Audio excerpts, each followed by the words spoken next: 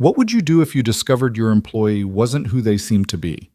Lena Hart thought she had a thief in her company. Security cameras showed her night janitor sneaking into restricted areas, lingering near sensitive files, accessing executive computers after midnight. With a billion-dollar product launch days away, she had every reason to believe Noah Brooks was selling her secrets. But when she followed him one cold November night, what she found wasn't corporate espionage. It was something that would shatter everything she thought she knew about success, sacrifice, and second chances. Stay with me until the end of this story. Hit that like button and comment what city you're watching from.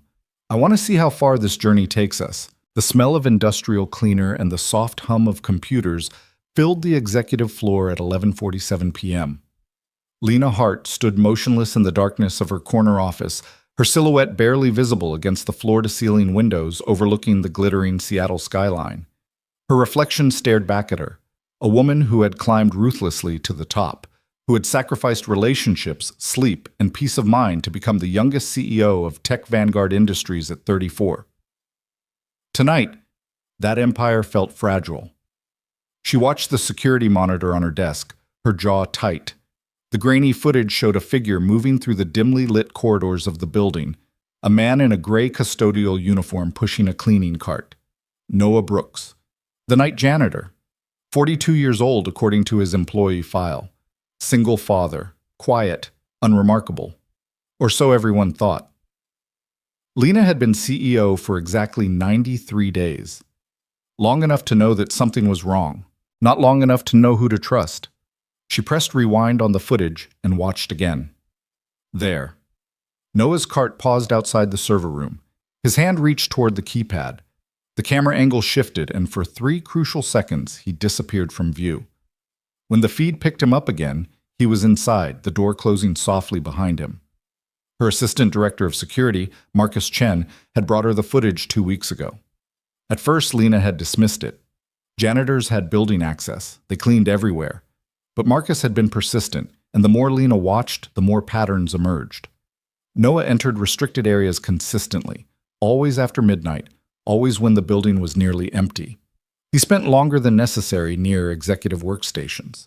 Last Tuesday, motion sensors had detected him on the 42nd floor, where the company's proprietary AI development lab was housed. He had no reason to be there. The cleaning schedule didn't include that floor on Tuesdays. It could be innocent, Marcus had said, though his tone suggested otherwise. Or it could be industrial espionage. With the Genesis project launching in 2 weeks, we can't take chances. Companies would pay millions for what we're developing. Should I call it in? Lena had held up her hand. Not yet. I need more than suspicious timing. If we're wrong, we destroy an innocent man's livelihood. If we're right and we tip him off too early, we lose our chance to find out who he's working for. What she hadn't told Marcus was that she'd already started her own investigation. She'd pulled Noah's employment records, his background check, his references. Everything had come back clean, almost too clean. Noah Brooks had appeared in Seattle 7 years ago as if from nowhere. Before that, his work history was sparse and vague. General labor, contract work. Nothing that explained the careful, methodical way he moved through the building, or the fact that he seemed to know exactly which areas had the most valuable information. Lena's phone buzzed, a text from her head of product development, Sarah Kim. Still at office, need your sign-off on final Genesis protocols before manufacturer meeting tomorrow. Where are you? She typed back quickly. Emergency came up. Send them to my personal email. I'll review tonight. Another lie. The emergencies were piling up, but none of them were the kind she could delegate. Lena grabbed her coat, a long black trench that made her feel like a detective in an old noir film, and headed for the elevator. The building was quiet, that peculiar silence of a place built for thousands, but occupied by dozens. Her heels echoed against polished floors. She took the elevator down to the 38th floor, where she knew Noah would be working now based on his pattern. When the doors opened, she stepped into shadow. The overhead lights were dimmed for night mode, and emergency exit signs cast everything in an eerie green glow. She could hear the distant sound of a vacuum cleaner. Lena moved carefully, staying close to the walls. Years of corporate warfare had taught her to be strategic, to observe before acting. She found Noah in the Eastern Conference Room, methodically running a vacuum across expensive carpet. His movements were efficient, practiced. He wore wireless earbuds, and she could see his lips moving, talking to himself, or perhaps on a call. She ducked behind a partition as he turned. Her heart hammered. This was absurd. She was the CEO of a billion-dollar company, hiding in her own building like a spy. But something about this situation demanded secrecy. If Noah was stealing from her, she needed to catch him in the act. If he wasn't, if there was some other explanation, then she needed to understand it before security cameras and corporate lawyers got involved. Noah finished with the conference room and moved into the hallway. Lena waited, counting to 10, then followed. He pushed his cart toward the elevators, pressed the button, and waited. Lena held her breath. If he went up to the executive floors again, she'd have her answer. The elevator arrived. Noah stepped inside. The doors began to close. Lena lunged forward, catching them just in time. She slipped into the elevator, heart pounding, and pressed herself into the corner. Noah's eyes widened. Ms. Hart? For a moment, Lena's carefully constructed plan evaporated. She stood there, the CEO of the company, in an elevator with the janitor she'd been spying on, with no reasonable explanation for why she was in the building at midnight. Noah, she said, forcing her voice to remain steady. Working late? Always, ma'am? His voice was soft, almost gentle. Nothing like the voice of a corporate spy. Didn't expect to see you here. Everything all right? I could ask you the same thing. Lena watched his face carefully. He looked tired, deep circles under dark eyes, the kind of exhaustion that came from carrying weight that never got lighter. I've noticed you've been working some unusual hours, areas that aren't on your normal route. Something flickered across Noah's face. Fear? Guilt? It passed too quickly to identify. I pick up extra sections sometimes, he said. The night supervisor, Danny, he's got a bad back. I help him cover when it acts up. Is that a problem? The elevator reached the ground floor. The doors opened. No problem, Lena said smoothly. I just like to know what happens in my building. Have a good night, Noah. He nodded, pushing his cart out into the lobby. You too, Ms. Hart. Drive safe. Lena let the elevator doors close and pressed the button for the parking garage. Her hands were shaking. That conversation had revealed nothing concrete, but Noah's nervousness had been real. He was hiding something. She was certain of it now. She sat in her Tesla in the dark garage for 20 minutes, waiting. At 12:47 a.m., Noah emerged from the building's service entrance. He changed out of his custodial uniform into jeans and a worn Carhartt jacket.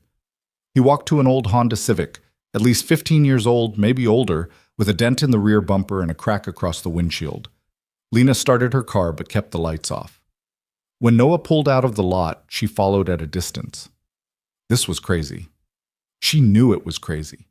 CEOs didn't tail their employees through city streets at 1 in the morning. They hired private investigators. They involved the proper authorities. But something about this situation felt personal in a way Lena couldn't explain. Maybe it was the way Noah had looked at her in the elevator, not with the deference she usually received, but with a kind of weary concern, as if he was worried about her. Or maybe it was because, deep down, Lena didn't want him to be a thief. She'd watched him work for weeks now, always quiet, always thorough. He treated the building with a respect that most executives didn't bother with. She'd seen him carefully move personal photos on desks before dusting, return office supplies to their proper places, water plants that were dying from neglect. Those weren't the actions of someone casing the place for robbery. Noah drove north, away from the gleaming downtown corridor where Tech Vanguard's headquarters pierced the sky. The buildings grew shorter, older. The streets grew darker. Lena had lived in Seattle for 8 years, but she'd never been to this part of the city. This was the Seattle that didn't make it into the tourism brochures, the Seattle of broken streetlights and chain-link fences, of corner stores with bars on the windows and apartment buildings that had seen better decades. Noah's Honda turned into a parking lot beside a 3-story brick building. The sign above the door read, Rainier Community Center, in faded letters. Several of the bulbs were burned out, making it read Rai Ko Iti Che Ter. Lena parked across the street, killing her engine. She watched as Noah got out of his car, pulled a backpack from the trunk, and headed not for the front door but around the side of the building. He moved quickly, purposefully. This wasn't a random stop. He came here often. She waited 5 minutes, then crossed the street. The neighborhood was quiet except for distant traffic and the occasional bark of a dog. The community center looked abandoned. No lights in the windows, no signs of activity. But when Lena reached the side door Noah had used, she heard voices. The door was unlocked. Lena slipped inside, finding herself in a dim hallway that smelled of old paint and chlorine. The voices grew louder, coming from somewhere deeper in the building.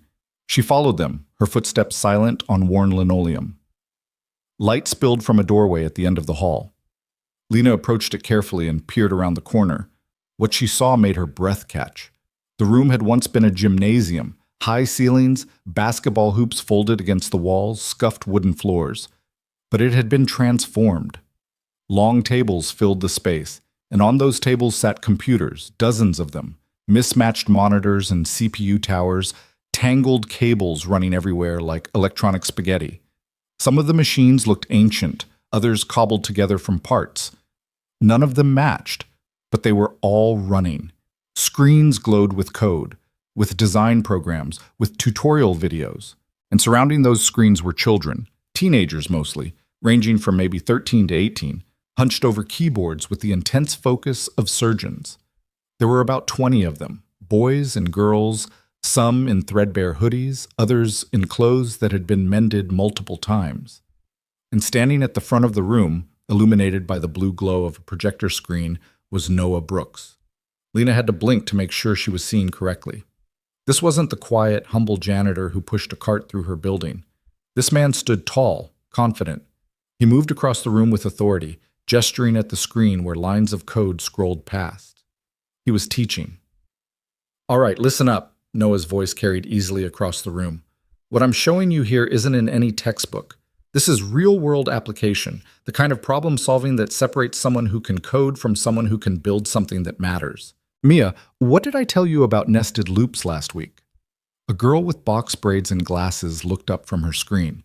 "That they're powerful but dangerous, like giving a toddler a chainsaw." "Exactly," Noah grinned, and the expression transformed his face, erasing years of weariness. "They'll get the job done, but if you're not careful, you'll end up with a mess that crashes your entire system. Now look at this function here. Anyone see the problem?" A skinny kid with acne raised his hand tentatively. "The iteration counter isn't incremented inside the loop?" "Jamal, my man," Noah pointed at him. "That's exactly it. You see that, everyone?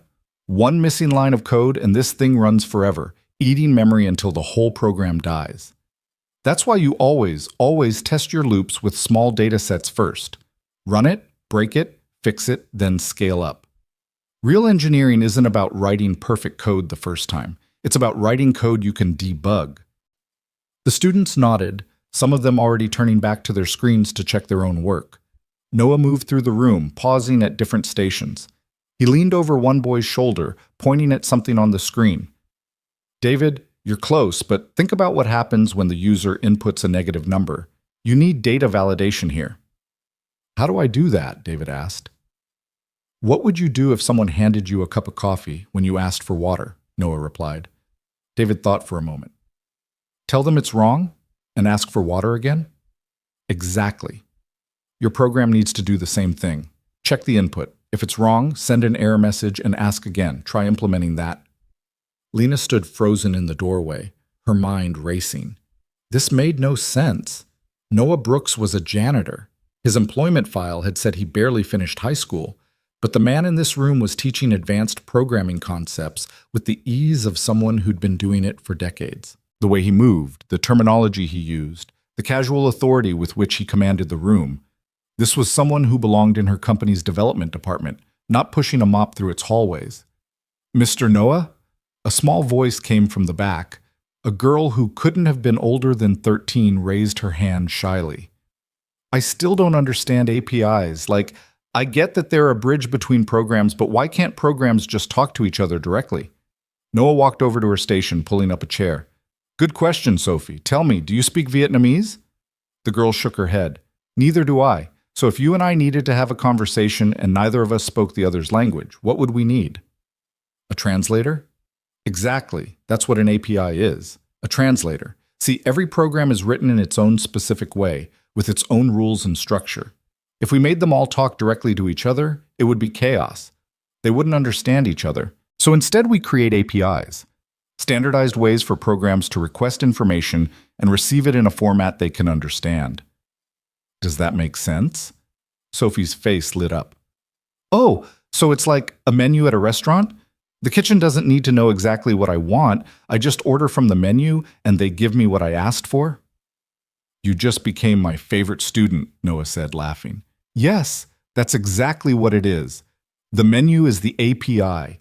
You don't need to know how the kitchen works. You just need to know how to order. Beautiful analogy. Lena felt something shift in her chest. She'd spent 2 hours that afternoon in a meeting where her senior developers had tried to explain API integration to the board of directors, and they'd completely failed to make it clear. Noah had just done it in 30 seconds with a metaphor a 7th grader could understand. Who the hell was this man? All right, everyone, it's almost 2 a.m., Noah announced, checking his watch. I know some of you have school tomorrow. Start saving your work and shutting down. Jamal, Mia, David, you 3 are doing great work on your portfolio projects. Keep pushing. Sophie, practice what we talked about tonight. Everyone else, remember, the code you write doesn't have to be perfect. It just has to work. Perfect is the enemy of done, and done is better than perfect. The students began packing up, their movements reluctant. Several of them clustered around Noah asking questions, showing him things on their screens. He gave each one his full attention, never rushing, never dismissive. Lena backed away from the doorway, her heart pounding. She needed to leave before she was discovered. But as she turned to go, her shoulder caught the edge of the door frame, and a metal bracket scraped loudly against the wall. The conversation in the gym stopped. "Hello?" Noah's voice called out. "Someone there?" Lena froze.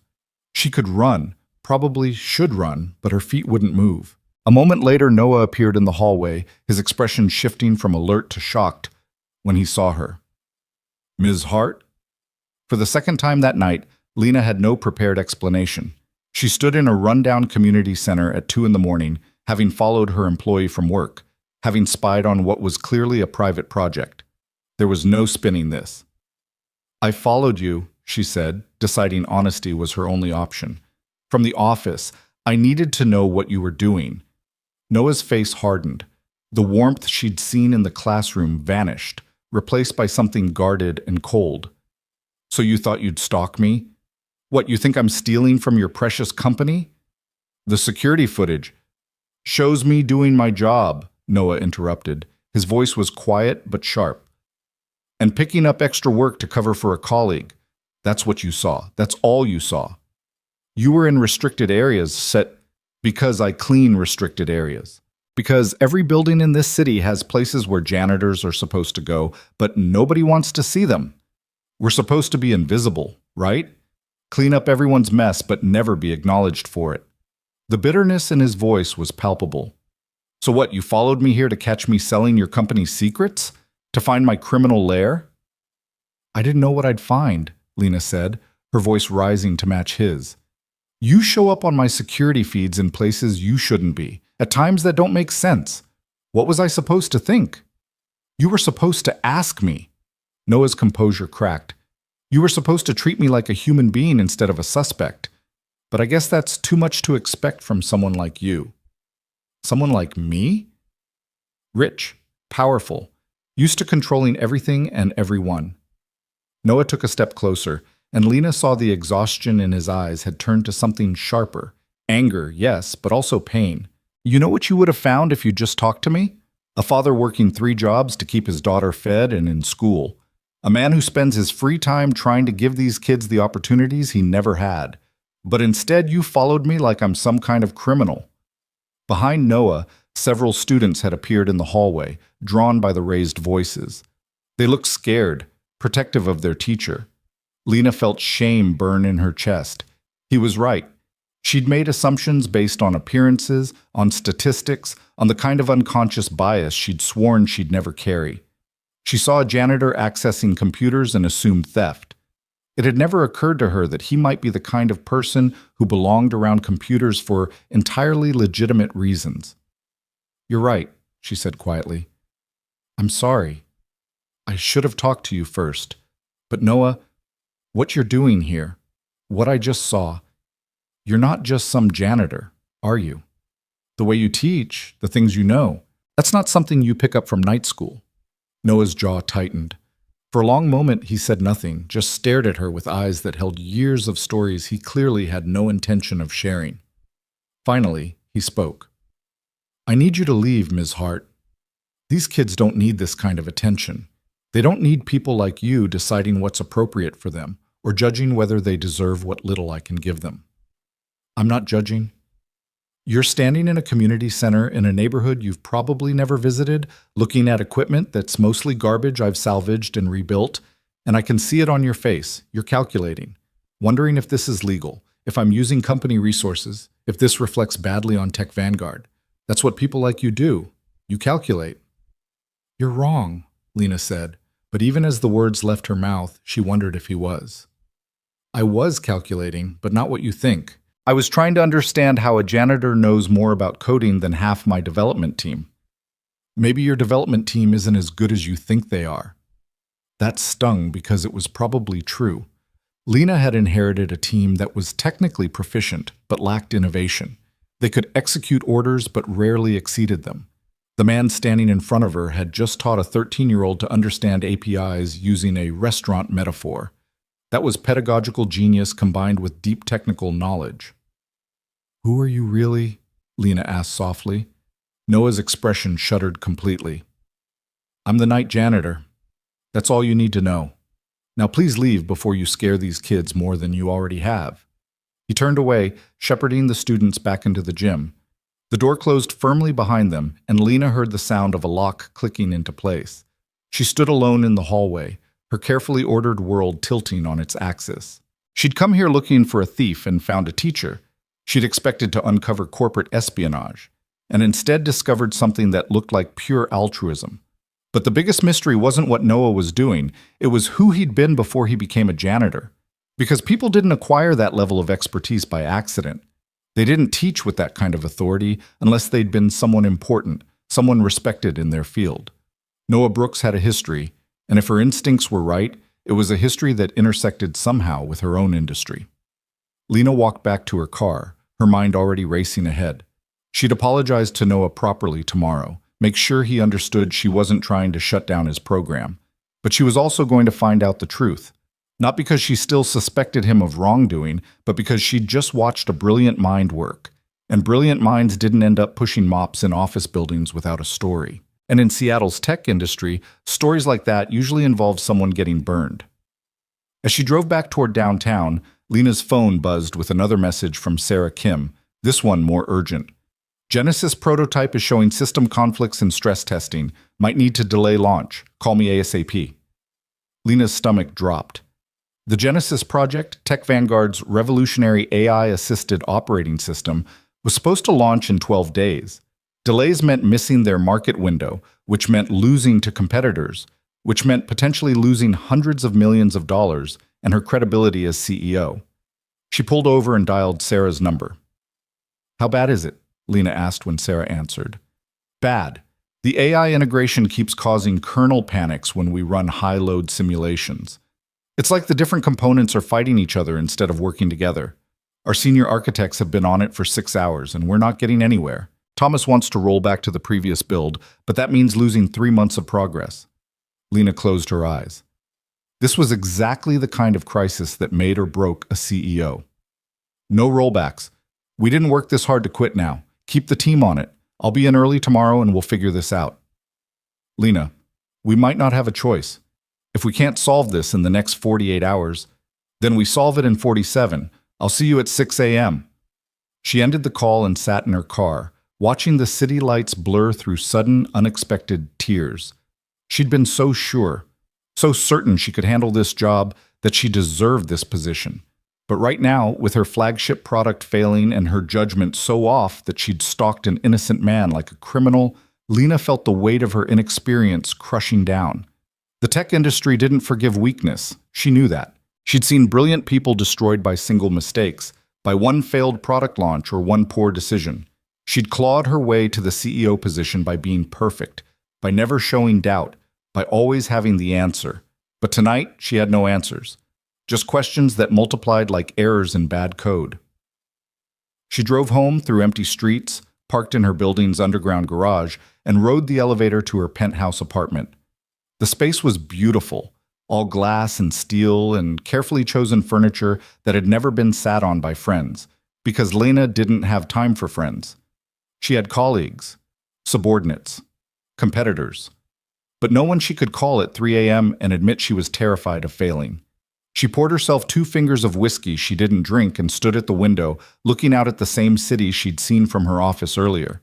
From up here, Seattle looked perfect, orderly, prosperous, glittering with promise. You couldn't see the broken streetlights or the chain-link fences.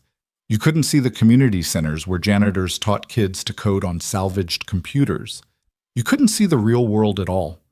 Lena thought about Noah in that classroom, the way he'd lit up while teaching, the genuine joy on those kids' faces when they understood something new. When was the last time she'd felt that kind of purpose?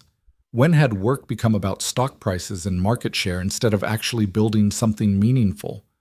She thought about how he'd looked at her in the hallway, not with awe or deference, but with disappointment, as if he'd expected better from her, as if she'd failed some test she hadn't known she was taking. Maybe she had. Lena's phone buzzed again. Another crisis, another fire to put out. The messages would never stop. The demands would never ease. This was the life she'd chosen, the price of success. But standing in her perfect apartment at 3 a.m, watching a city that looked beautiful from a distance, Lena wondered for the first time if she'd chosen wrong. If maybe success wasn't supposed to feel this empty. She finished the whiskey in one burning swallow and went to her computer. She had work to do. Always more work. But first, she opened a new search window and typed, Noah Brooks, Seattle, Systems Architect. The results would probably show nothing. He'd covered his tracks too well. But Lena hadn't become CEO by accepting easy answers. She'd found Noah's secret classroom. Now she'd find out why a man with his talents was cleaning offices instead of running them. And maybe, just maybe, she'd figure out why that question felt more important than saving her company's flagship product. The city lights blurred again as exhaustion finally caught up with her. Lena closed her laptop and went to bed, knowing sleep would be elusive. Her mind was already spinning through possibilities, calculating odds, planning next moves. But underlying all of it was one persistent thought that wouldn't fade. The look in Noah's eyes when he told her to leave. Anger, yes. Protectiveness for his students, absolutely. But also something else. Something that looked almost like recognition, as if he'd seen exactly who Lena was and found her lacking. Tomorrow she would fix this. She would apologize properly, would make sure Noah understood she hadn't meant harm. She would solve the Genesis crisis and prove she deserved her position. But tonight, in the darkness of her penthouse apartment, Lena Hart allowed herself one moment of brutal honesty. She'd followed Noah expecting to find a criminal and had instead encountered someone who might be everything she'd once hoped to become and somehow lost along the way. And that truth was more unsettling than any corporate espionage could ever be. Lena's alarm went off at 5:30, though she'd been awake since 4, staring at her ceiling and replaying the previous night in her mind. The shame hadn't dulled with a few hours of restless half-sleep. If anything, it had sharpened. She'd violated someone's privacy, made assumptions based on class and appearance, and worst of all, she'd done it with the smug certainty that she was protecting her company. The look on Noah's face when he'd realized she'd followed him, that mix of anger and weary resignation, as if he'd been through this before, haunted her. She showered in water too hot, dressed in armor disguised as a charcoal suit, and arrived at Tech Vanguard headquarters by 6:15. The building was already humming with anxious energy. The Genesis crisis had spread overnight from a technical problem to a full-blown emergency. She could feel it in the way people moved through the hallways, too fast, too purposeful, carrying the weight of impending disaster. Sarah Kim met her at the elevator, tablet in hand, dark circles under her eyes suggesting she hadn't left the building at all. It's worse than I thought. The kernel panics are cascading. Every time we fix one conflict, 2 more appear. It's like the system is fighting itself. Show me, Lena said, following Sarah to the development lab on the 42nd floor. The room was chaos. Whiteboards covered in equations and flowcharts, empty energy drink cans scattered across desks, 6 of her best engineers hunched over monitors with the glazed expressions of people who'd been staring at code for too many consecutive hours. Thomas Park, her chief architect, looked up when she entered. His face was gray with exhaustion. "Tell me you have good news," Lena said, though she already knew the answer. Thomas shook his head. "The AI learning modules keep trying to optimize system resources in ways that conflict with the core operating protocols. It's like having two drivers fighting for the steering wheel. We've tried isolation layers, priority hierarchies, buffer zones. Nothing works. The fundamental architecture might be flawed." The words hit Lena like a physical blow. Fundamental architecture. That meant the problem wasn't a bug they could patch. It meant the entire system might need to be rebuilt from the ground up. That meant months of delays, millions in losses, and her reputation destroyed before she'd even had a chance to prove herself. "There has to be a solution," she said, moving to Thomas's workstation. "Walk me through what you've tried." For the next 2 hours, Lena immersed herself in the technical details. She'd built her career on being smarter and more dedicated than everyone else, on understanding not just business strategy, but the actual technology her company created. But as Thomas and his team explained their attempts to solve the crisis, Lena felt the limits of her knowledge pressing against her. She could understand the problem. She could see why their solutions weren't working, but she couldn't see the answer. "What if we rebuilt the communication protocols from scratch?" she suggested. "Created a new language for the AI and OS to interface." "That's essentially what we've been trying for the past 8 hours, Thomas said, his voice flat with defeat. "The problem is deeper than communication. It's about fundamental assumptions and how the components prioritize tasks. They're both trying to be in control, and neither wants to yield." Lena stared at the code scrolling across the monitor, and suddenly she heard Noah's voice from the night before. "That's what an API is, a translator. The kitchen doesn't need to know exactly what I want. I just order from the menu and they give me what I asked for." "What if they're not supposed to talk to each other directly?" Lena said slowly. "What if we need a mediator? Something that sits between the AI and the OS, takes requests from both, prioritizes them, and executes them in a way that doesn't create conflicts." Thomas frowned. "Like a middleware buffer? We tried that already. The overhead slowed the system to a crawl." "Not a buffer, a conductor. Something active that manages the relationship instead of just passing messages back and forth." Even as she said it, Lena knew she was out of her depth. She could conceptualize the idea, but she had no idea how to implement it. Sarah leaned forward, suddenly interested. "That's actually not terrible, like a resource management layer that has authority over both components. But the complexity would be insane. We'd need someone who understands both AI behavior and OS architecture at an expert level, someone who could predict how the components would interact under stress and build decision trees that could handle edge cases we haven't even discovered yet." "How long would it take to build something like that?" Lena asked. Thomas laughed, but there was no humor in it. "With our current team? Weeks, maybe months. And that's if we're lucky. We'd essentially be creating a new AI to manage the other AI. The recursion problems alone..." He shook his head. "We don't have the expertise, Lena. This kind of work requires someone who's been doing systems integration for decades, someone who can think in multiple programming paradigms simultaneously."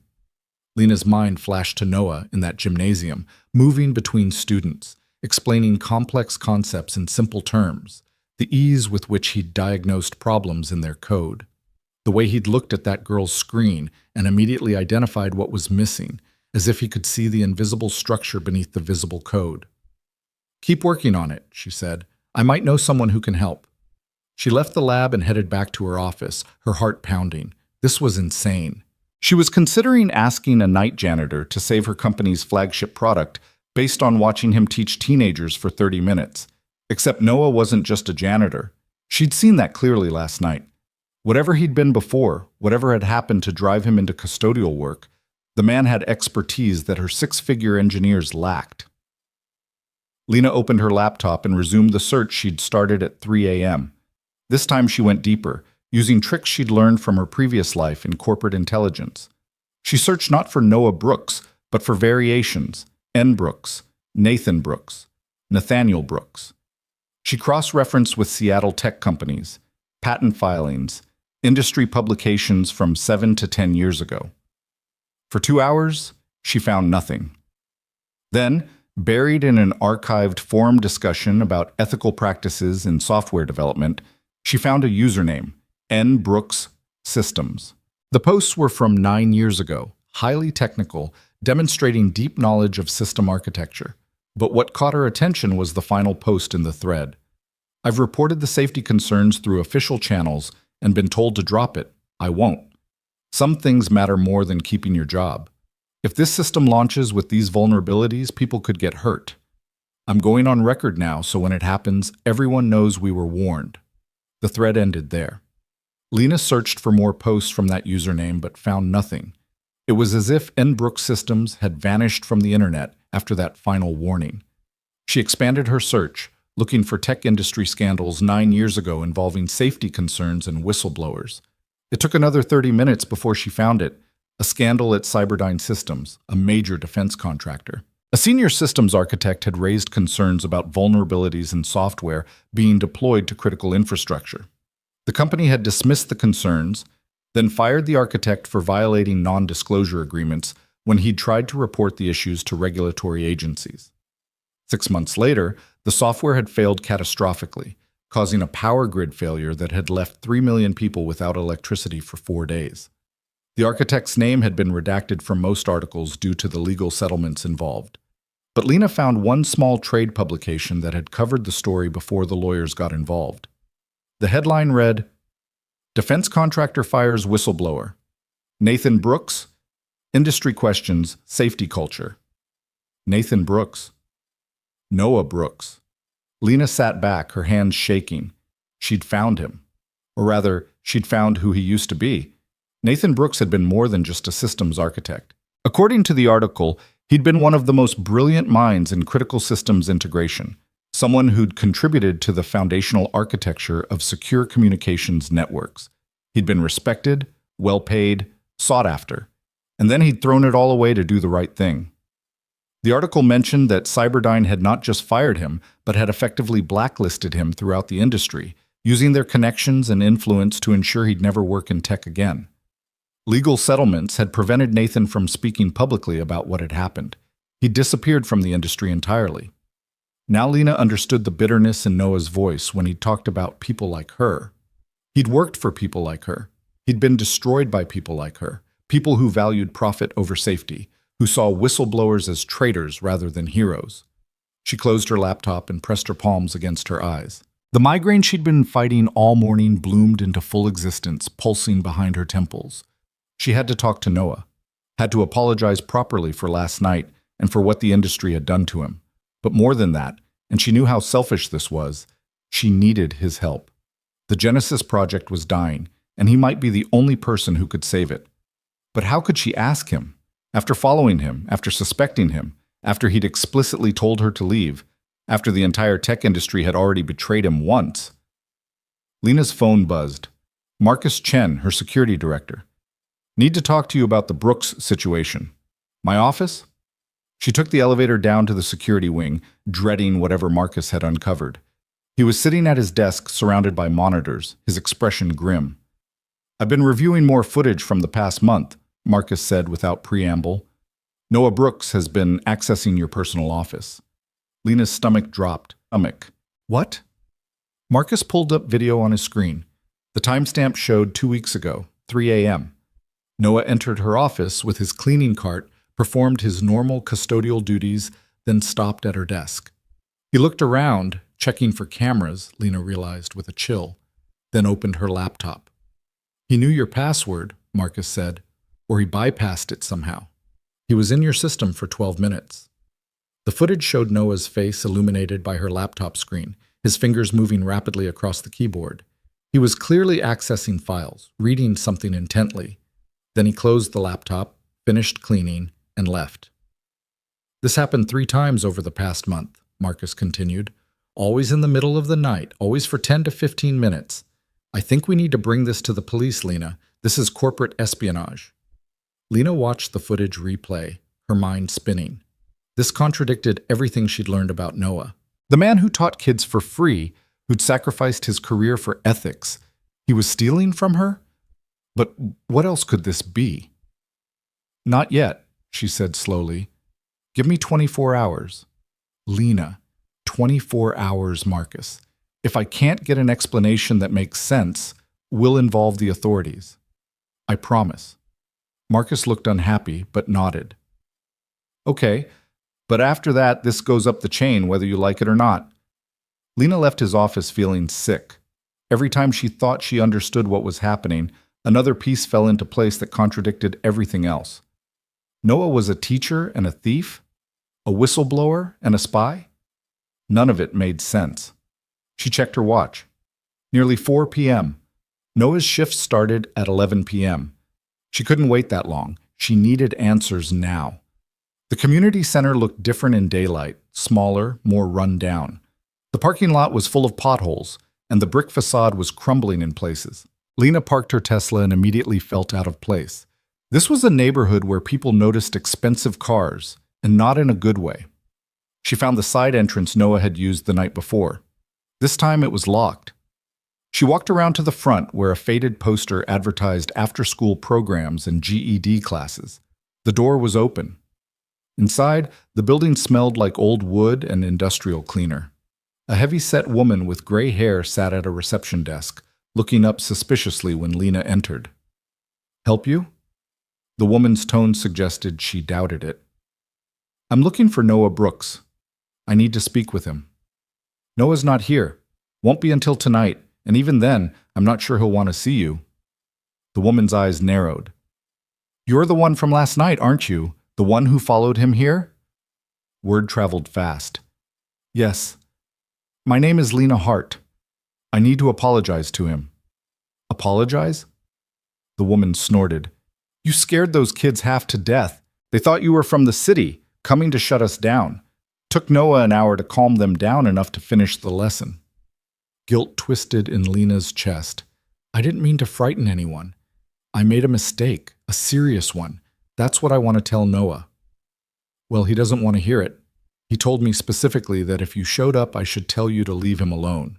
The woman crossed her arms. "So there's your message. Leave him alone. Please," Lena said, and the desperation in her own voice surprised her. "Just tell me when he'll be here. I'll wait. I'll wait all day, if I have to." "Why? So you can harass him more? Follow him to his daughter's school next?" The woman's expression hardened. "I know your type. Rich, powerful, used to getting what you want. But Noah's been through enough. He doesn't need people like you making his life harder." "You're right," Lena said, "about all of it. But I'm trying to do better. I'm trying to fix what I broke." The woman studied her for a long moment, then sighed. "He comes in around 7 to set up the computers before class. But if he tells you to leave, you leave. I don't care who you are or what fancy company you run. This is our space, and we protect our own here." "Thank you," Lena said. "I'll wait." She spent the next 3 hours sitting in her car, watching the neighborhood come alive around her. Kids walked home from school in groups, calling to each other. An elderly man pushed a shopping cart full of cans and bottles. A young mother struggled with a stroller and grocery bags until a neighbor appeared to help. This was a community, Lena realized. Something she'd lost touch with in her steel and glass tower, in her penthouse apartment where she knew none of her neighbors' names. At 6:45, Noah's Honda pulled into the parking lot. He got out carrying 2 large backpacks and froze when he saw Lena's Tesla. His jaw tightened, and for a moment she thought he might just leave. Instead, he walked over to her car and knocked on the window. Lena got out quickly. "Noah, I need to talk to you." "I have nothing to say to you." His voice was cold, all the warmth from the classroom completely absent. "I thought I made that clear last night." "You did, but I need to explain. I need you to understand." "I understand perfectly," Noah interrupted. "You saw a janitor in places he shouldn't be and assumed the worst. You followed me instead of talking to me. You invaded my privacy and scared kids who already have enough to worry about. I understand all of it, Ms. Hart. Now please leave me alone." He started to walk away. Lena's next words came out in a rush, driven by equal parts desperation and shame. "I know who you are, Nathan Brooks. I know what happened at Cyberdyne." Noah stopped. His shoulders tensed, and when he turned back around, his expression was dangerous. "You investigated me. I needed to understand. After last night, nothing made sense. A janitor who teaches advanced programming? Who knows more than my senior engineers? I had to know why. So you dug into my past without my permission. Noah's voice was quiet but furious. Do you understand how that feels? I've spent 7 years building a life where people don't know that story, where I'm just Noah, the janitor who helps kids, and you destroyed that in one night because you needed to understand. I'm sorry. You're sorry? You're sorry? Noah laughed bitterly. You know what happened after I got fired from Cyberdyne? I lost everything. My wife couldn't handle the stress, the financial pressure, the shame. She left me and our daughter. I went from making $200,000 a year to nothing. No one would hire me, not even entry-level positions. You know why? Because people like you decided I was a troublemaker. Someone who couldn't be trusted to keep quiet when it mattered. Nathan, Noah. I cleaned toilets for 2 years before I could even get a custodial job that offered benefits. 2 years of my daughter asking why we lived in a one-bedroom apartment when we used to have a house. 2 years of explaining why Daddy couldn't buy her new shoes, why we ate ramen for dinner 3 nights a week, why I worked 3 jobs and she still barely saw me. His hands were shaking. And you know the worst part? I'd do it all again, because those people at Cyberdyne were wrong, and somebody had to say it, but that doesn't make it hurt less. Lena felt tears burning behind her eyes. She'd known intellectually that whistleblowers paid a price, but hearing the details, seeing the pain carved into Noah's face, it made it real in a way that statistics never could. You were right to do what you did, she said quietly. The system that punished you for it was wrong. Easy to say now. Where were people like you 9 years ago when I needed someone to believe me? When I needed someone with power to stand up and say, this man is telling the truth? Noah shook his head. You're all the same. You support whistleblowers in theory, but the moment it might cost you something, you close ranks and protect your own. You're right about me, Lena said. 9 years ago, I probably would have done exactly what Cyberdyne did. I was so focused on climbing the ladder, on success at any cost, that I wouldn't have cared about safety concerns or ethics. But I'm trying to be different now. I'm trying to learn. Learn from someone else. I've paid enough tuition. Noah turned away again. My flagship product is failing, Lena blurted out. The Genesis project, our AI-assisted operating system. It's supposed to launch in 12 days, but the architecture is fundamentally flawed. The components are fighting each other. My best engineers have been working on it for 24 hours straight, and they're nowhere close to a solution. Noah paused but didn't turn around. And you thought you'd come ask the janitor to fix it? Is that really where you're at? I watched you teach last night. I saw how you think, how you solve problems. You're brilliant, Noah. You understand systems integration at a level my entire development team can't touch. So yes, I'm desperate enough to ask the janitor for help, because the janitor used to be Nathan Brooks, and Nathan Brooks was one of the best in the industry. Was, Noah said, past tense. That person doesn't exist anymore. I don't believe that. You can't teach the way you teach without still being who you were. The knowledge doesn't disappear just because you're holding a mop instead of a keyboard. Finally, Noah turned back to face her. His expression was unreadable. Why should I help you? Why should I help any company after what they did to me? Because it's the right thing to do? Lena said, then immediately regretted how naive that sounded. The right thing, Noah repeated. I did the right thing once. Look where it got me. Then do it for the wrong reasons. I'll pay you. Name your price. I don't want your money. Then what do you want? Lena asked, frustration breaking through. Tell me what it would take. Noah was quiet for a long moment, studying her face. Then he said, tell me what your AI does. Why it matters. Lena hesitated. The Genesis project was proprietary, confidential, but she'd already violated Noah's privacy. Turnabout seemed fair. It's designed to make computing accessible to people who've never had access before. The AI learns how individual users think, adapts the interface to match their cognitive style, handles complex tasks through simple voice commands. We're marketing it to enterprises, but the real goal is to break down the barrier between people and technology. To make computers work for everyone, not just people with technical training. Noble goal, Noah said, his tone unreadable. A lot of money in it too, I imagine. Yes, but that's not why I'm fighting for it. I'm fighting for it because if we get this right, We change everything. A kid in a place like this, she gestured at the community center, could access the same tools as a kid in Silicon Valley. The playing field could actually level. And if you get it wrong, if you launch it broken and it fails, then we've wasted 3 years and hundreds of millions of dollars. Then I lose my job and the next CEO shelves the project forever because it's too risky. Then nothing changes. Lena met his eyes. You asked what I want. I want to build something that matters, something that helps people instead of just making shareholders richer. Maybe that sounds stupid coming from a CEO, but it's true. Noah looked at her for a long time. Then he said, I need to set up for class. Come inside. He led her through the building to the gymnasium. In daylight, it looked even more makeshift than it had the night before. The computers were ancient, some of them held together with duct tape. Extension cords snaked across the floor like electrical veins. But Noah moved through the space with practiced efficiency, powering up systems, checking connections, booting programs. These machines, Lena said, where did they come from? Dumpsters mostly, surplus sales, donations from people who were going to throw them away anyway. Noah opened a laptop that looked at least 10 years old but ran smoothly. Funny thing about technology, people replace it long before it stops working. With the right knowledge, you can make garbage sing. Is that what you've been doing?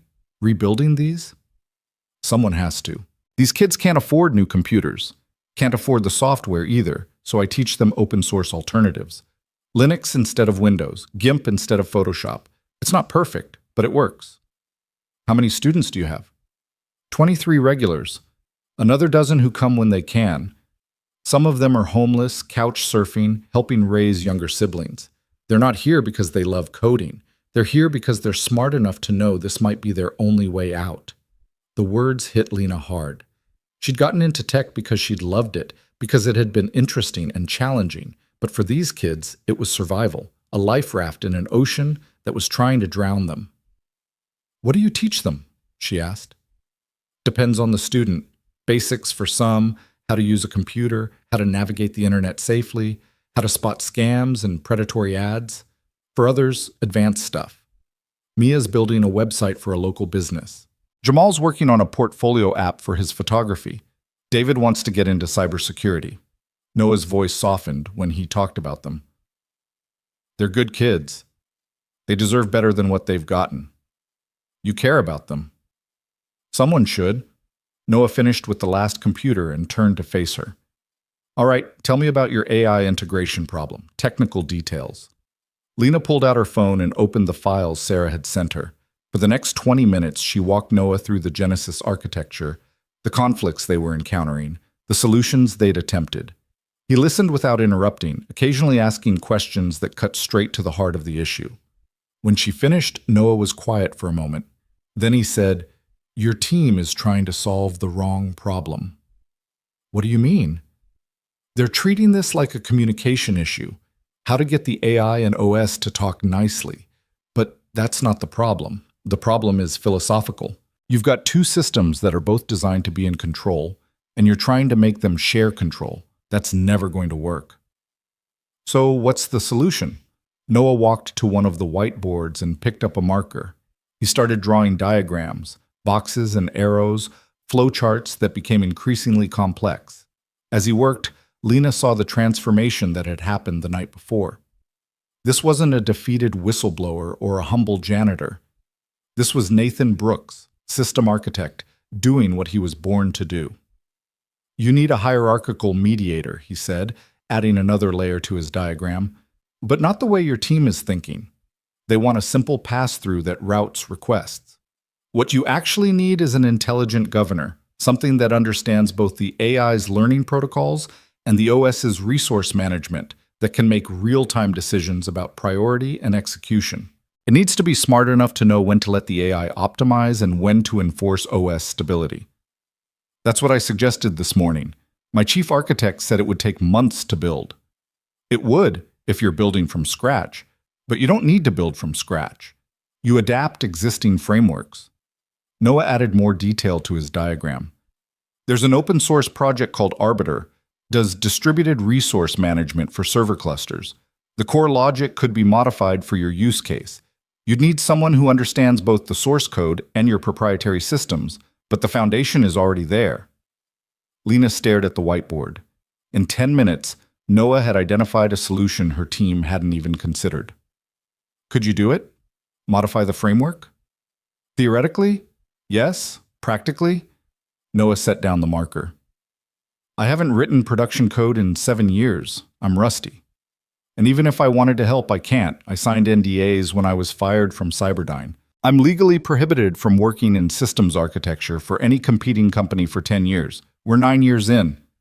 That's insane. Non-competes shouldn't be enforceable for that long.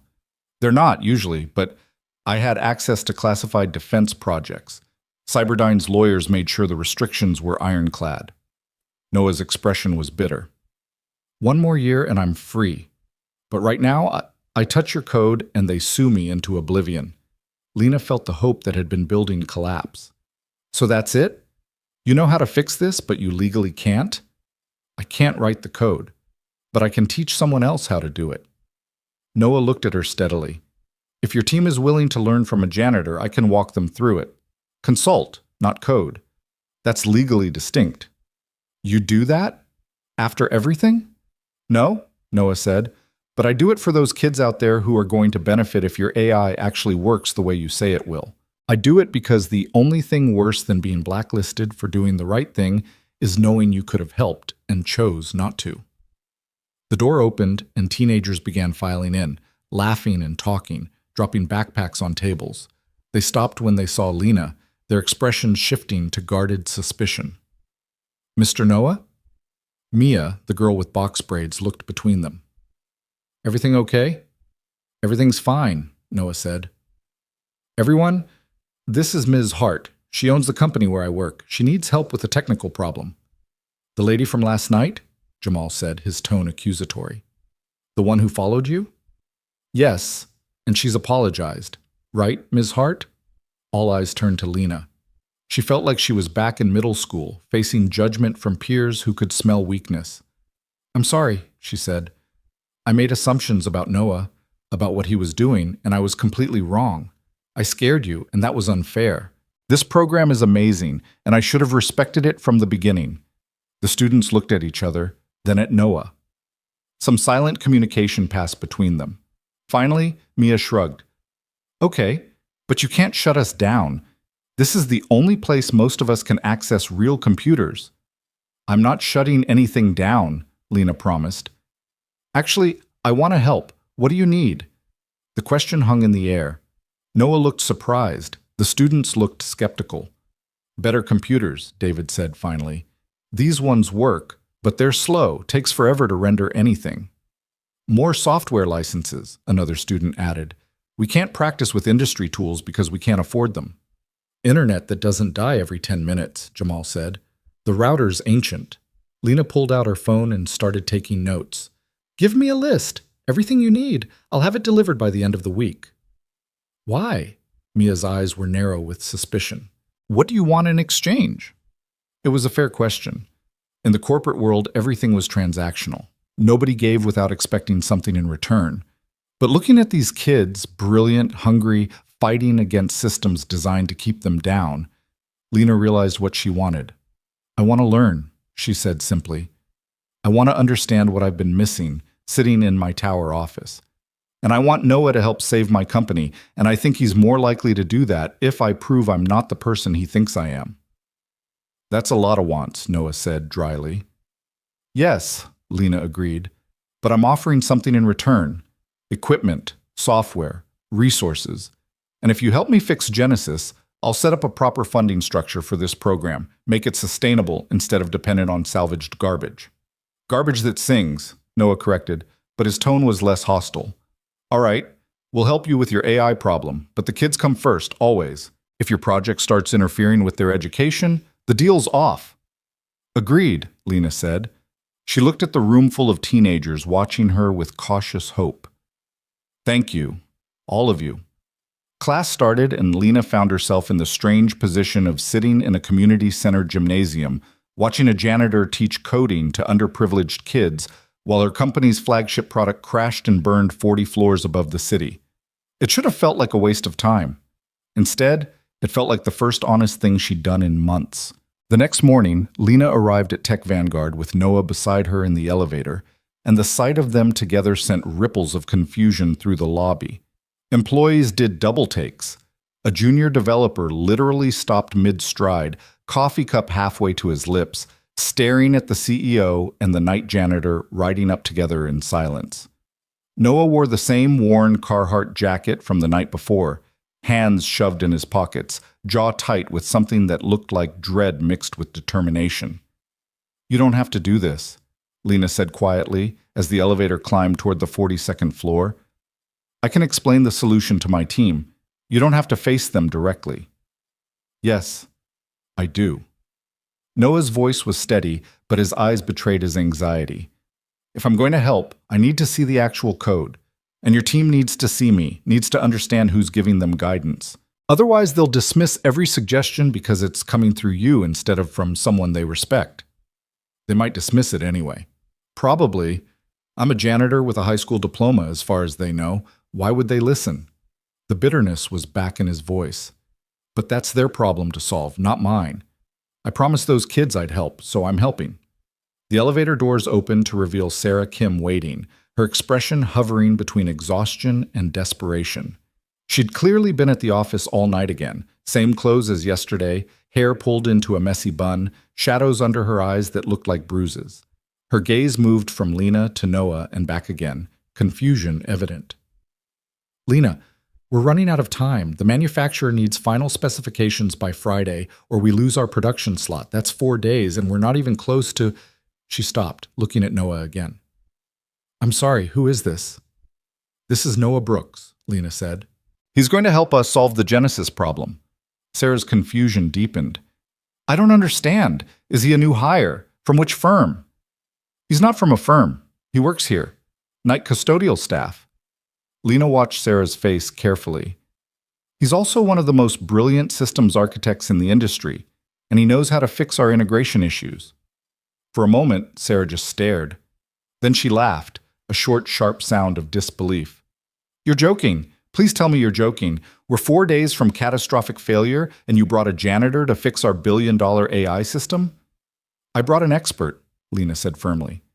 "What he does for a living doesn't change what he knows." "With all due respect, this is insane. We have senior engineers with decades of experience who can't solve this problem, and you think someone who cleans toilets—" Sarah stopped herself, but the damage was done. Noah's expression had gone carefully blank, the same protective shutdown Lena had seen in the hallway of the community center. "I'll wait outside," he said quietly, turning back toward the elevator. "No." Lena's voice cut through the tension like a blade. "Noah stays." "Sarah, I understand your skepticism. I felt the same way 24 hours ago, but I've seen what he can do. And more importantly, I've seen our senior engineers fail for 2 straight days, so we're going to try something different. If you can't accept that, you can leave." Sarah's jaw dropped. "You're serious?" "Completely. Noah, come with me." Lena led them into the development lab, where Thomas Park and 5 other engineers were hunched over their workstations like soldiers in a foxhole. The room smelled of stale coffee and stress. Monitors displayed cascading error logs, diagnostic tools running in endless loops, code that grew more convoluted with each attempted fix. Thomas looked up when they entered, his bloodshot eyes moving from Lena to Noah with the same confusion everyone else had shown. "Team, this is Noah Brooks," Lena announced. "He's going to consult on the Genesis integration problem. I need everyone to listen to what he has to say." The silence that followed was heavy with skepticism and something close to insult. Finally, Thomas spoke, his voice carefully neutral. "No disrespect intended, but who exactly is Noah Brooks? I don't recognize the name from any of the major firms." "I'm the guy who cleans your office," Noah said bluntly. "And 7 years ago, I was a senior systems architect at Cyberdyne. Before that, I contributed to the foundational architecture of SecureCom protocols that most of your security frameworks still rely on. I know you have no reason to believe me, and honestly, I wouldn't believe me either if I were in your position. But your CEO asked me to look at your problem, so here I am." The skepticism in the room crystallized into something harder. Thomas exchanged glances with the other engineers, a silent conversation happening in raised eyebrows and subtle head shakes. Cyberdyne, one of the younger developers said slowly. Weren't they involved in that whistleblower scandal? The grid failure? Yes, Noah said. I was the whistleblower. I reported safety concerns, got fired for it, and spent the next 7 years unemployable in this industry. That's the short version. The long version doesn't matter right now. What matters is your AI integration is failing because you're treating it like a communication problem when it's actually a governance problem. Thomas leaned back in his chair, arms crossed. With respect, we've already explored governance models. Priority hierarchies, decision trees, buffer systems. None of them work. The overhead is too high or the conflicts still cascade.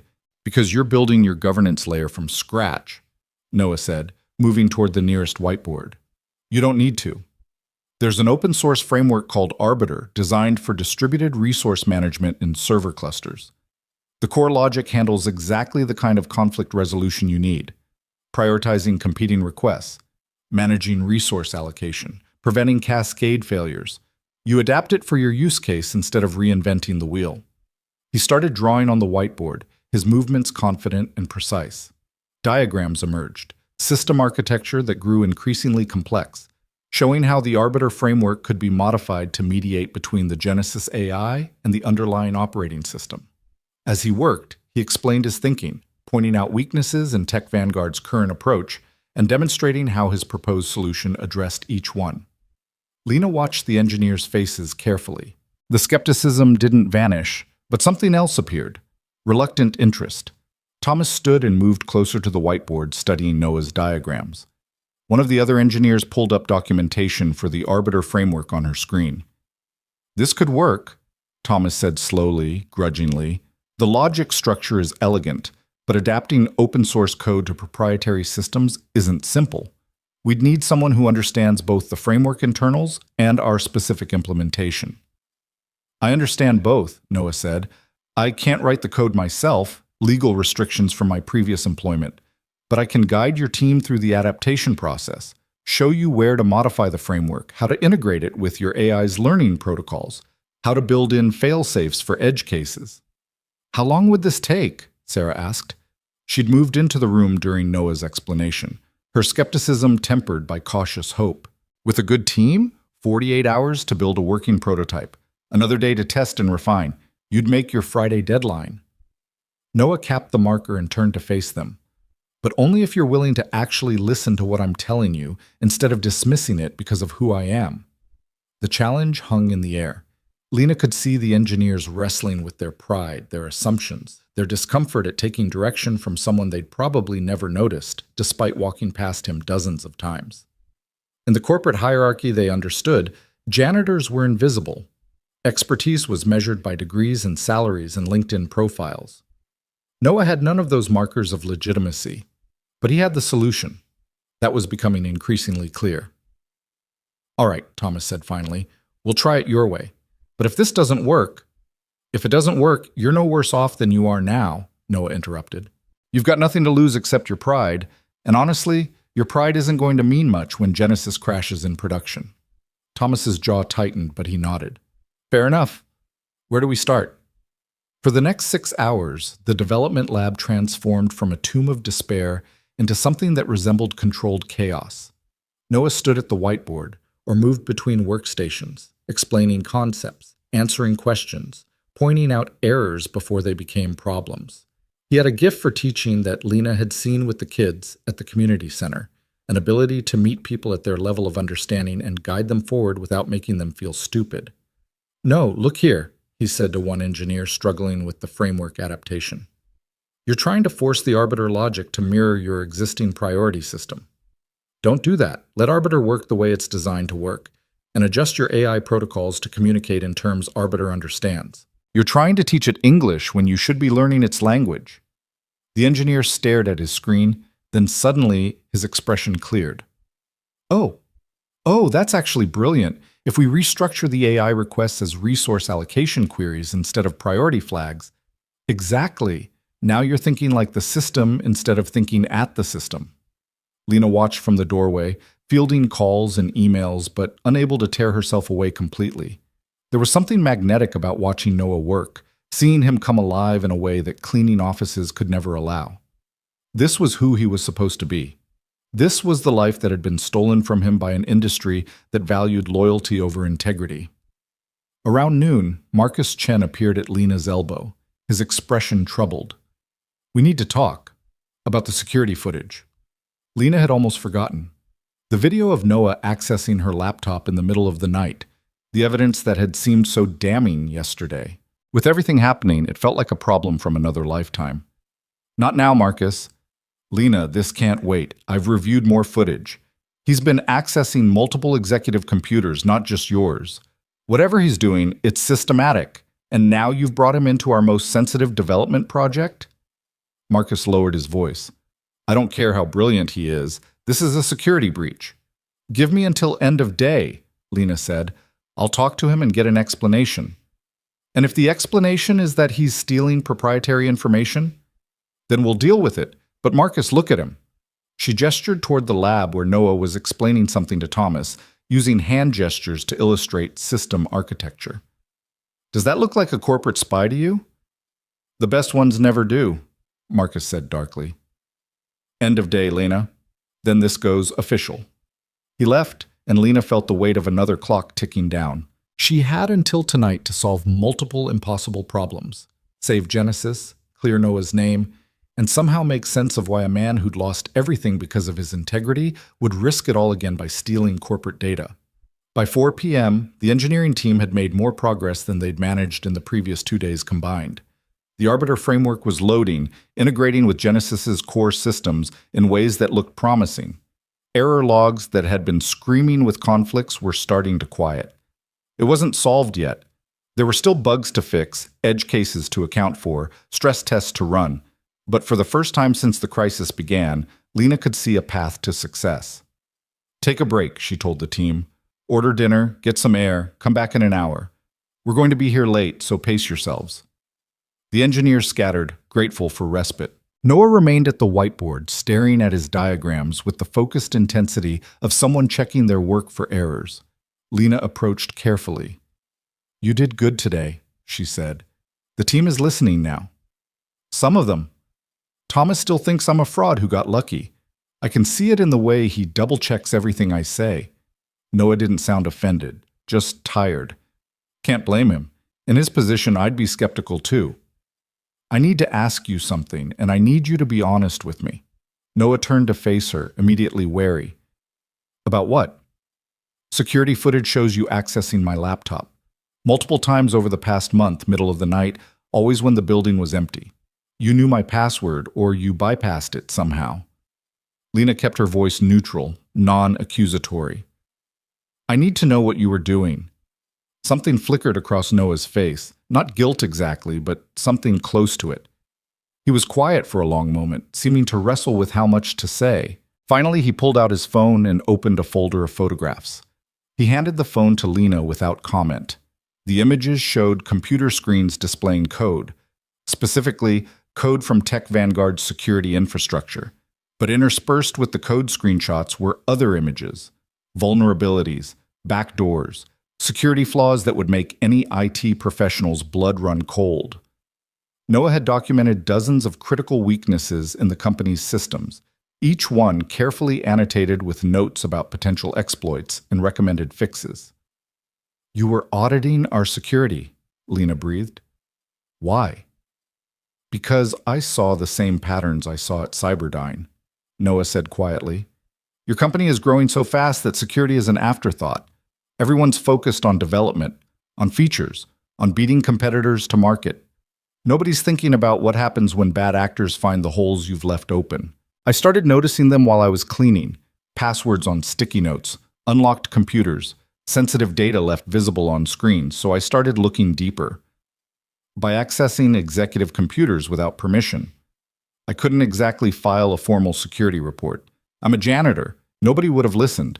And by the time I realized how bad it was, I knew I had to document everything before I said anything, because otherwise it would just be my word against the company's interests." Noah took his phone back, his expression grim. You've got 3 separate entry points where someone with moderate skill could access your entire customer database. Your AI development servers have authentication protocols that could be bypassed by a first-year computer science student. And your financial systems? He shook his head. If someone wanted to steal from you, they could, easily. Lena felt sick. Why didn't you tell me sooner? I was going to. I've been building up documentation, making sure I had proof before I stuck my neck out again. You know what happened last time I reported security concerns? I lost everything. So forgive me for being cautious. His voice hardened. And then you followed me and accused me of espionage, which really didn't make me eager to trust you with this information. But you're telling me now. Because you're going to find out anyway. Your security director already suspects me of something. Better you hear the truth from me than make up your own story about what you think I was doing. Noah crossed his arms. So go ahead. Fire me, sue me, whatever you need to do. But fix the security holes first, because if you don't, someone else will find them, and they won't be documenting them for your benefit.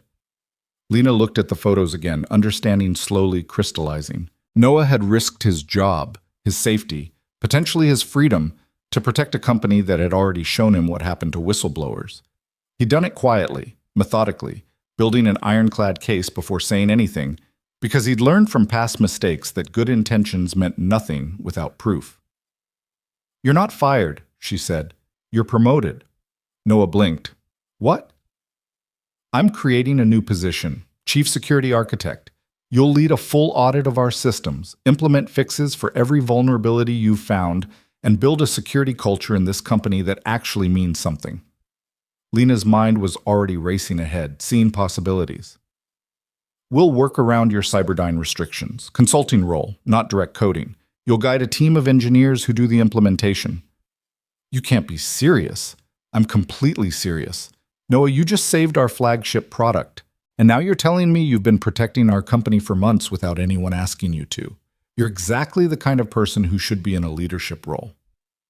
I'm a janitor with a blacklisted past and legal restrictions that make me unemployable in this industry, Noah said flatly.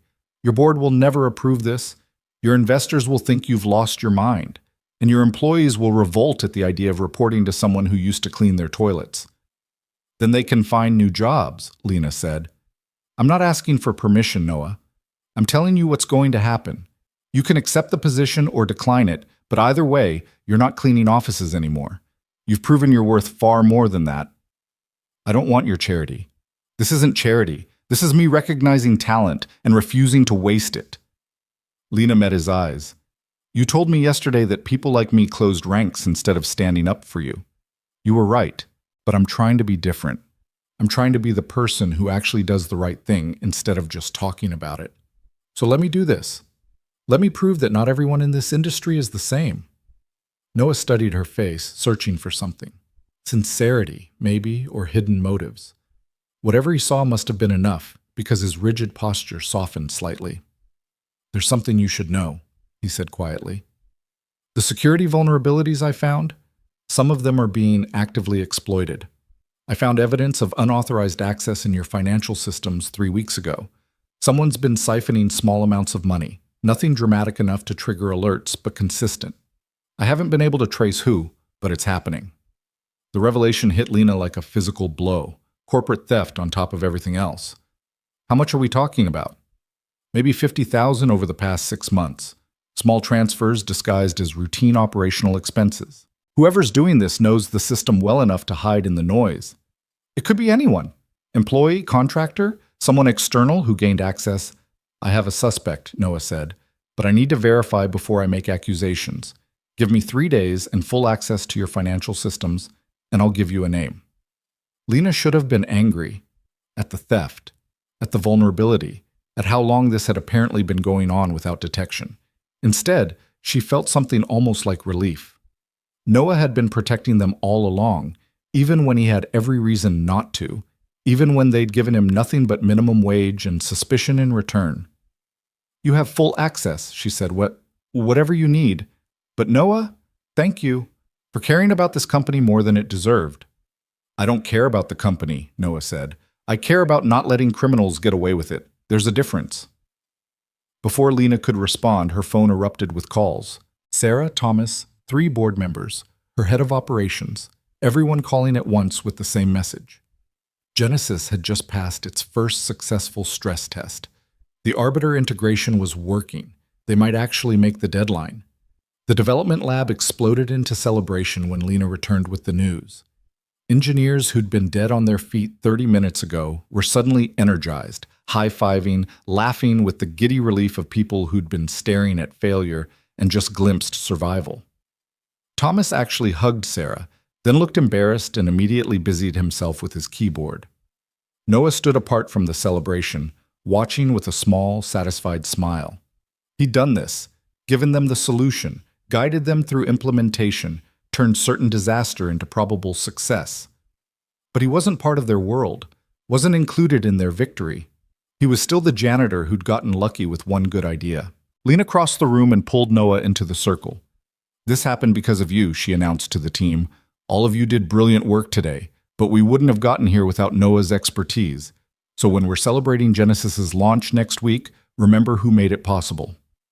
The engineers applauded, some enthusiastically, others more reservedly, still uncomfortable with the social dynamics of celebrating someone they dismissed hours earlier. But it was a start. Recognition where recognition was due. "We still have 3 days of work ahead of us," Thomas said, ever the pragmatist. "The prototype works, but we need to refine it, test edge cases, make sure it scales. Noah, if you're willing to stay on as consultant through launch..." "I'm here," Noah said, "but I need to leave by 10 p.m. every night. I have other commitments." "The community center," Lena said. "Your students." Noah nodded. "They come first, always." Thomas looked like he wanted to argue. Launch week demanded all-hands dedication, long hours, sleeping at the office if necessary. But Lena caught his eye and shook her head. Noah's boundaries were non-negotiable. If he said the kids came first, then the kids came first. "We'll work around your schedule," Thomas agreed reluctantly, "as long as you're available during business hours." "I'll be here at 6 a.m., Noah said. "That gives us 16 hours a day. Should be enough." The team returned to work with renewed energy, refining the Arbiter integration, hunting for bugs, preparing for the battery of tests that would determine whether Genesis lived or died. Lena watched them for a few more minutes, then stepped out to make calls she'd been avoiding, the board members who would demand explanations, the investors who needed reassurance, the manufacturers who were waiting for final specifications. But first, she called Marcus Chen and told him to stop the security investigation. She explained about the audit Noah had been conducting, the vulnerabilities he'd found, the theft he'd uncovered. Marcus was skeptical until she sent him the documentation Noah had compiled. Then he was horrified. "This is bad, Lena. If this gets out, it won't. We fix it quietly, we find the thief, and we implement Noah's security recommendations. Nobody outside this conversation needs to know how exposed we were." "You're going to trust him after he hacked into executive computers?" "He didn't hack anything. He used passwords people left written down on sticky notes or walked past unlocked computers. Our security was so lax that a janitor could compromise it without any sophisticated tools. That's not his fault. It's ours." Lena paused. "And Marcus, I'm making him chief security architect. He reports directly to me, and he has my full authority to implement whatever changes he deems necessary." The silence on the other end of the line stretched so long that Lena thought they'd been disconnected. Finally, Marcus said, "You're going to get destroyed for this. The board, the investors, the employees, nobody's going to accept a janitor in executive leadership. Then I'll deal with the consequences. But I'm not letting talent go to waste because of arbitrary hierarchies. Noah's proven himself 10 times over in the past 24 hours. He deserves this opportunity." "I hope you're right," Marcus said, though his tone suggested he doubted it. "Because if you're wrong, this doesn't just hurt you. It hurts the entire company." Lena ended the call and leaned against the wall, suddenly exhausted. Marcus was right to be concerned. What she was proposing flew in the face of every corporate norm. You didn't promote people without degrees, without track records, without the proper credentials. You definitely didn't promote someone who'd been fired from their last industry position for being a whistleblower. But everything about the past 48 hours had challenged Lena's assumptions about how things were supposed to work. The traditional approach had led to Genesis nearly failing. The traditional hierarchy had missed critical security vulnerabilities. The traditional way of evaluating talent had left their most valuable asset pushing a mop in the middle of the night. Maybe it was time to try something untraditional. She returned to the lab to find Noah explaining something to a small cluster of engineers, using analogies that made complex concepts accessible. They were listening, really listening now, not just humoring him, but engaging with genuine interest. One asked a follow-up question. Another pulled up documentation to verify something Noah had said, and found he was exactly right. This was what leadership looked like, Lena realized. Not sitting in corner offices making pronouncements, but getting in the trenches, teaching, guiding, meeting people where they were, and bringing them forward. Noah had more natural authority in his weathered Carhartt jacket than most executives had in their $1,000 suits. The hours blurred together. Chinese food appeared from somewhere. Coffee flowed in endless cups. The engineers worked with the focused intensity of people who could see the finish line and were determined to reach it. Noah moved between them like a conductor managing an orchestra, keeping everyone synchronized, catching problems before they cascaded, offering encouragement when frustration mounted. At 9:30, he stood and stretched. "I need to go. Students will be arriving in 30 minutes. "You're really leaving?" one of the younger engineers asked, surprised. "We're so close, and you'll get closer without me hovering. You know what you're doing now. Trust yourselves." Noah pulled on his jacket. "I'll be back at 6 a.m. If you run into problems overnight, document them clearly, and we'll address them in the morning." He left without ceremony, just a quiet exit that felt wrong, given what he'd contributed. Lena followed him to the elevator. "I meant what I said earlier," she told him, "about the position, Chief Security Architect. I'm making it official tomorrow." Noah pressed the button for the ground floor. "You'll regret this. Promoting me causes you political problems you don't need." "Probably, but I'll regret not doing it more." The elevator descended in silence for a moment. Then Lena said, "Can I ask you something? Why do you care about those kids so much? You work 3 jobs, you barely sleep. You could use that time to rest or rebuild your own life. Why give it to them?" Noah was quiet, watching the floor numbers count down. When he finally spoke, his voice was soft with old pain. "My daughter was 13 when everything fell apart. Smart kid, brilliant, really. She loved computers, loved coding, wanted to be an engineer like her dad. And then I lost my job, lost our house, lost everything. We ended up in a neighborhood a lot like the one where I teach now. She went to an underfunded school where they didn't even have a computer lab, where teachers were overwhelmed and resources were non-existent. She stopped talking about being an engineer, started talking about just getting through high school, maybe getting a job at a restaurant or retail store." He paused, jaw working as if the words were physically difficult to produce. "I watched her dreams die because I couldn't provide the opportunities she needed, because the system failed her the same way it failed me. And I couldn't do anything about it. I was working 80 hours a week just to keep us fed. By the time I stabilized enough to help her, she'd given up. Now she's 19, working at a grocery store, no plans for college, no interest in technology. I lost her to poverty and exhaustion." The elevator reached the ground floor, but neither of them moved. "I teach those kids because I can't get my daughter back," Noah said. "But maybe I can save someone else's kid. Maybe I can make sure they don't give up on their dreams just because they were born in the wrong zip code. It's not charity, Lena. It's penance." The doors opened and he walked out, leaving Lena standing alone in the elevator with tears burning behind her eyes. She'd thought she understood what drove Noah, but she'd been wrong. It wasn't altruism or nobility or any of the other sanitized motivations she'd assumed. It was grief and guilt transformed into action, the desperate need to fix in others what he couldn't fix in himself. She rode the elevator back up, but instead of returning to the development lab, she went to her office and sat in the dark, looking out at the city lights. Somewhere down there, Noah was teaching students who didn't know how lucky they were to have him. Somewhere down there, his daughter was working a minimum wage job, her potential unrealized because the system had failed her at a crucial moment. And up here, in her glass tower, Lena was part of that same system. She'd benefited from it, climbed through it, become successful by playing its rules. But what had it cost? Who had she left behind in her ascent? How many Noahs had she overlooked? How many brilliant minds had she dismissed because they didn't fit her narrow definition of talent? Her phone buzzed with another update from the development lab. Testing was going well. Genesis was stabilizing. They were going to make it. She should have felt relieved. Instead, she felt the weight of how close they'd come to failure, and how it had taken someone the industry had discarded to save them. Noah had been invisible to everyone at Tech Vanguard, just the quiet man who emptied their trash and vacuumed their floors. How many other invisible people were out there, full of knowledge and capability, dismissed because they didn't have the right credentials or the right connections? Lena pulled up her calendar and started drafting an email to her executive team. She would announce Noah's promotion tomorrow, and she would do it in a way that made clear this wasn't a publicity stunt or a token gesture. She would explain what he'd done for the company, what he'd risked, what he'd achieved despite every obstacle the industry had thrown at him.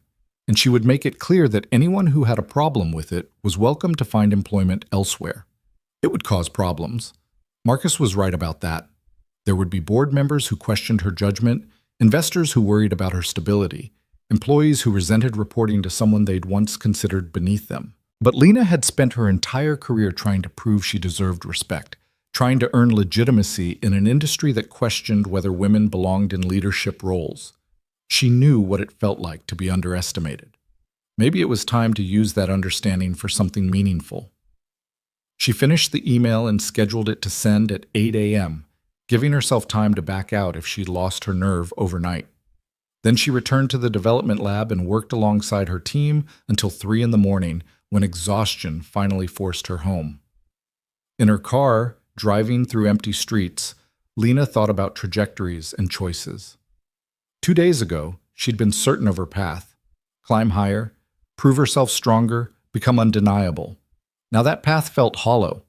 Success without purpose was just accumulation. Power without responsibility was just ego. Noah had lost everything and found meaning teaching kids in a rundown gym.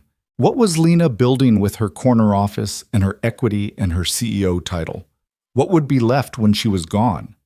The questions followed her into her apartment, into her bed, into restless dreams where she was both the person in the tower and the person looking up at it, wondering if there was anyone inside who cared about the world below. Lena woke at 5 a.m. to 17 missed calls and 43 emails, all arriving after she'd sent her announcement about Noah's promotion. The message had gone out at 8 as scheduled, and apparently the corporate world had lost its collective mind in response. Board member Richard Caldwell had called 6 times. Her investors were demanding an emergency meeting. 3 senior executives had submitted carefully worded emails that basically asked if she'd suffered a mental breakdown. She lay in bed scrolling through the messages, her stomach churning. This was worse than she'd anticipated. Richard's final voicemail was particularly venomous. "Lena, I don't know what game you're playing, but promoting a janitor to executive leadership makes this company look like a circus. Call me back immediately, or I'm convening an emergency board meeting to discuss your fitness as CEO." So much for having time to build support for the decision. The backlash was immediate and fierce, exactly as Marcus had predicted. Lena forced herself out of bed, showered in water that felt too cold, and dressed in her most severe suit, black, sharply tailored, armor for the battle ahead. She arrived at Tech Vanguard by 6:15 to find Noah already in the development lab, working with the engineering team as if nothing had changed. Except everything had changed. The email announcement meant that everyone now knew Noah wasn't just a consultant brought in to solve a crisis. He was being elevated to their level, given authority over systems and people, made permanent rather than temporary. And the engineers who'd been cautiously respectful yesterday were now exchanging uncomfortable glances and whispering in corners. Thomas intercepted Lena before she could enter the lab. His expression was carefully neutral, but tension radiated from every line of his body. "We need to talk. About Noah." "What about him?" Lena kept her voice level, professional. "The team is uncomfortable, not with his technical abilities. Everyone agrees he's brilliant. But making him chief security architect? Lena, that's a C-level position.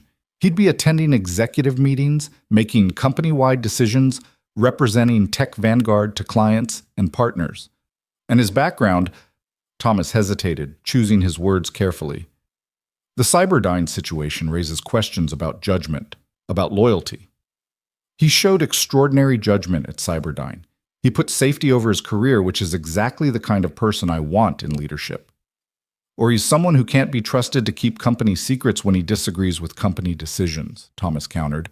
I'm not saying he was wrong to blow the whistle. I'm saying that from a business perspective, it makes him a risk. What happens when we make a choice he doesn't like? Does he go to the press? To regulators? Lena had expected this argument and had her response prepared.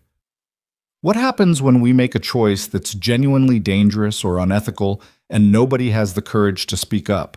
We become Cyberdyne. We become the kind of company that prioritizes profit over safety and gets people hurt. I'd rather have someone willing to challenge bad decisions than someone who'll stay quiet while we drive off a cliff. That's idealistic, but this is reality. The board is going to crucify you for this decision. And honestly, Thomas lowered his voice, I think they might be right. Noah's talents are undeniable, but there are ways to utilize him without putting him in executive leadership. Keep him as a consultant, pay him well, give him respect and recognition. But asking the industry to accept a janitor as a C-level executive at a major tech company, it's too much, too fast. Before Lena could respond, her phone rang. Richard Caldwell, calling for the 8th time. She silenced it, but the interruption had made Thomas's point for him. The old guard wasn't going to accept this quietly. I'm not backing down, Lena said firmly. Noah earned this position. The fact that he cleaned offices for 7 years doesn't change what he's capable of or what he's already done for this company. Then you're going to lose your job over this, Thomas said bluntly. The board can remove you with a majority vote. Richard's been looking for an excuse since you were appointed. You just handed him one. The words hit harder than Lena wanted to admit, but she kept her expression neutral. If the board wants me gone because I promoted the person who saved our flagship product and identified millions in security vulnerabilities, then maybe I'm not supposed to be CEO of this company. Thomas studied her face, his own expression softening slightly. You really believe in him that much?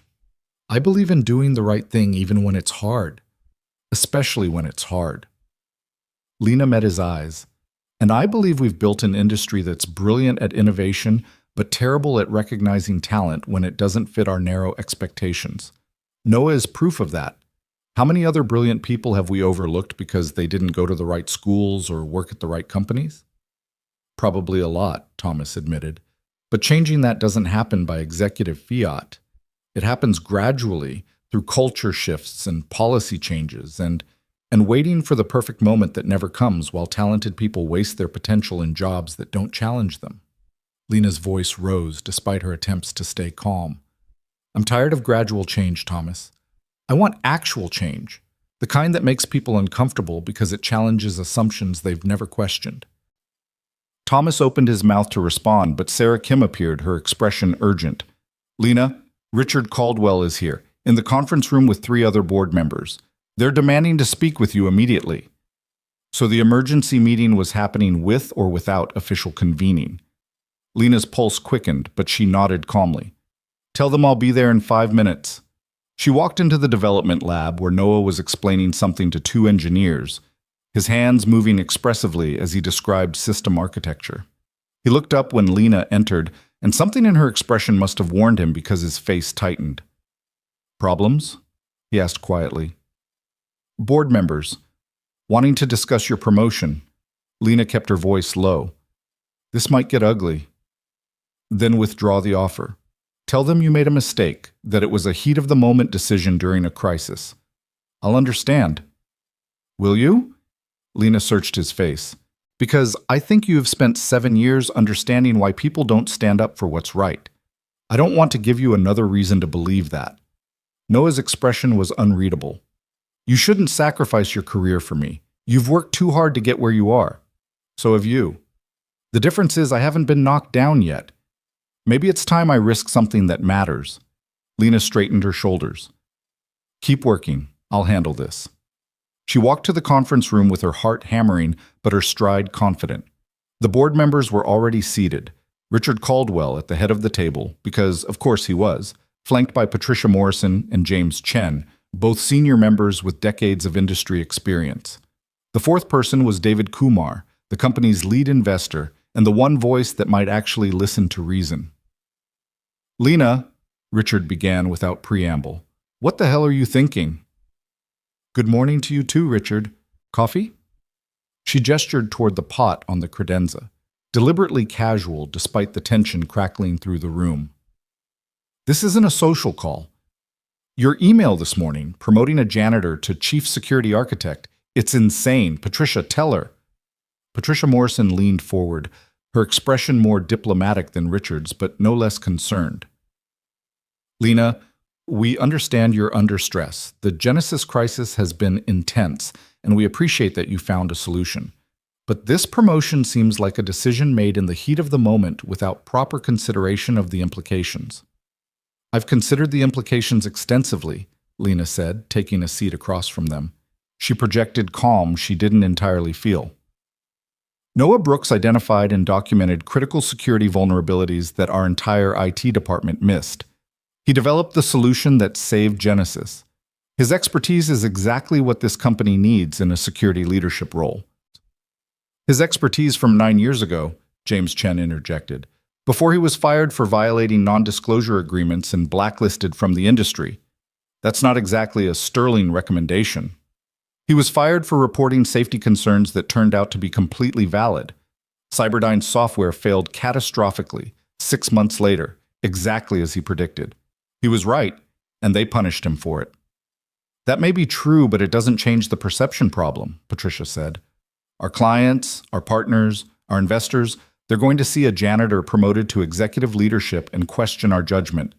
This makes us look desperate or incompetent or both. We were desperate, Lena said bluntly. Genesis was failing and none of our senior architects could fix it. A man we'd dismissed as irrelevant because of his job title solved the problem in hours. If that doesn't demonstrate the limitations of how we evaluate talent, I don't know what does. It demonstrates that he's smart, Richard snapped. Nobody's questioning that, but being smart doesn't qualify someone for executive leadership. There are political dimensions, client relations, strategic planning. Does he have any experience with those aspects of the role? Do any of us when we start? Leadership skills are learned, Richard. We all had our first executive position at some point. After working our way up through proper channels, building relationships, proving ourselves over years of progression, Richard's face was reddening, not jumping from janitor to C-suite in one insane leap. David Kumar finally spoke, his voice quieter than the others, but carrying weight. Lena, help me understand something. Is this really about Noah's qualifications, or is this about making a statement? Because if it's the latter, if you're trying to prove a point about class or opportunity or whatever, then you're using your position as CEO to push a social agenda rather than making sound business decisions. The question was fair, and Lena took a moment to consider her answer carefully. It's both, she said finally. Yes, Noah is qualified. His technical expertise is unquestionable, his work ethic is exceptional, and his ethical standards are higher than most people I've met in this industry. But yes, I'm also making a statement. The talent exists in places we haven't been looking, and we're hurting ourselves by maintaining arbitrary barriers based on job titles and past employment. Arbitrary barriers like education and professional experience? Patricia's tone was sharp. Those aren't arbitrary, Lena. They're how we ensure competence and professionalism. Noah has both. He has a master's degree in computer science from MIT and 15 years of professional experience before Cyberdyne. He's more educated than half our executive team. The revelation landed like a bomb. The board members exchanged glances, their certainty wavering. That wasn't in his employment file, James said slowly, because he applied for a custodial position. Why would he include his graduate degree on an application to be a janitor? He was blacklisted from the industry, needed any job he could get, and knew mentioning his real background would raise questions he couldn't afford to answer. Lena leaned forward. The point is, we had a brilliant MIT-educated systems architect cleaning our toilets for 7 years and none of us noticed. That should terrify all of you, because it means we're terrible at recognizing talent. How many other people like Noah are we missing? Richard recovered first, though he looked shaken. Even so, the optics are disastrous. The press will have a field day with this. Tech CEO promotes janitor to executive role. It sounds like a publicity stunt. Then we control the narrative, David Kumar said, speaking up again. We don't hide Noah's background. We celebrate it. We tell the story of how someone with exceptional qualifications ended up in custodial work because of industry blacklisting, and how we recognized his value when others didn't. It becomes a story about second chances and meritocracy rather than desperation. Lena felt a spark of hope. If David was thinking strategically rather than just objecting, she might have an ally. That could work, Patricia admitted reluctantly, if we frame it correctly. But Lena, you need to understand the risk you're taking. If Noah fails in this role, if he makes mistakes or can't handle the pressures of executive leadership, it reflects on you. The board will see it as evidence of poor judgment. I'm willing to take that risk. And if we're not? Richard's voice was cold. Lena, you're a talented executive with a bright future, but you're also inexperienced as a CEO. This company needs stable, predictable leadership, especially as we approach the Genesis launch. If you're going to make controversial decisions that put your position at risk, we need to seriously consider whether you're ready for this role. There it was, the threat she'd been expecting. Fall in line or face removal. Lena had a choice to make, and it needed to happen now. She could back down, withdraw Noah's promotion, maintain her position as CEO and continue building her career, or she could hold firm and potentially lose everything she'd worked for. She thought about Noah in that gymnasium, teaching kids who reminded him of his daughter. She thought about how he'd risked everything at Cyberdyne to report safety concerns, and how the industry had crushed him for it. She thought about the person she wanted to be versus the person she'd been becoming, someone who calculated risk and reward, who prioritized her own advancement over doing what was right. Then I guess you have a decision to make, Lena said quietly, because I'm not withdrawing the promotion. Noah earned it, and I'm not punishing him for industry bias and class prejudice disguised as professional standards. If the board wants to remove me for that decision, call the vote.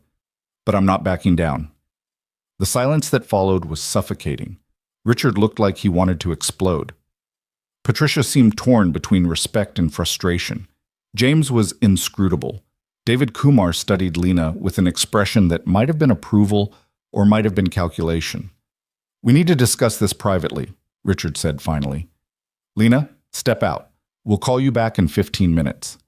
Lena left the conference room on shaking legs, but kept her expression neutral until the door closed behind her. Then she leaned against the wall and pressed her palms against her eyes, trying to steady her breathing. She'd just put her career on the line for someone she'd met 3 days ago. It was either the bravest or the stupidest thing she'd ever done, and she wouldn't know which until that door opened again. Sarah found her in the hallway. How bad is it? They're deciding whether to fire me. Jesus, Lena. Sarah looked stricken. Is this really worth it? Worth losing everything you've built? I don't know, Lena admitted. Ask me in 15 minutes. She returned to the development lab where Noah was still working, though she could tell from the tension in his shoulders that he knew something was wrong. The other engineers were studiously avoiding looking at either of them, the awkwardness palpable. They're deliberating, Lena said quietly, approaching Noah's workstation, about whether to fire me for promoting you. Noah closed his eyes briefly. I told you this would happen. You did. You were right. Congratulations on being right. Lena surprised herself by laughing, slightly hysterical. I might be unemployed in 10 minutes. That's got to be some kind of record for a CEO. It's not too late. Go back in there. Tell them you reconsidered. Stop, Lena interrupted. Stop trying to give me an exit. I made my choice, Noah. I'm living with it. She sat down next to him, suddenly exhausted. Can I ask you something? Was it worth it? Losing everything at Cyberdyne to do the right thing? Noah was quiet for a long moment. I lost my career, my marriage, my financial security. My daughter grew up in poverty because I wouldn't stay quiet. So no, in a lot of ways it wasn't worth it. The cost was too high. But you'd do it again. Yeah, I would. He met her eyes. Because living with myself after staying silent would have been worse than any of the consequences I faced. Some prices are too high, even when you're the one paying them. That's what I thought, Lena said. She felt strangely calm now, the anxiety replaced by a kind of clarity. If they fire me, I'll land somewhere. People always do. But if I back down now, if I let fear make my decisions, I'd have to live with knowing I chose my career over integrity, and I don't think I could. You're a better person than most people in this industry, Noah said softly. Better than I expected when you followed me that first night. Low bar to clear. Fair point. He almost smiled. For what it's worth, thank you. For believing I deserved better than I got. Most people didn't. Before Lena could respond, Sarah appeared in the doorway. They're ready for you. Lena stood, smoothing her suit jacket more from habit than necessity. Wish me luck. You don't need luck, Noah said. You need them to be better people than they probably are. It wasn't reassuring, but it was honest. Lena walked back to the conference room, knocked once, and entered without waiting for permission. The board members looked tired, their expressions varying from resigned to hostile.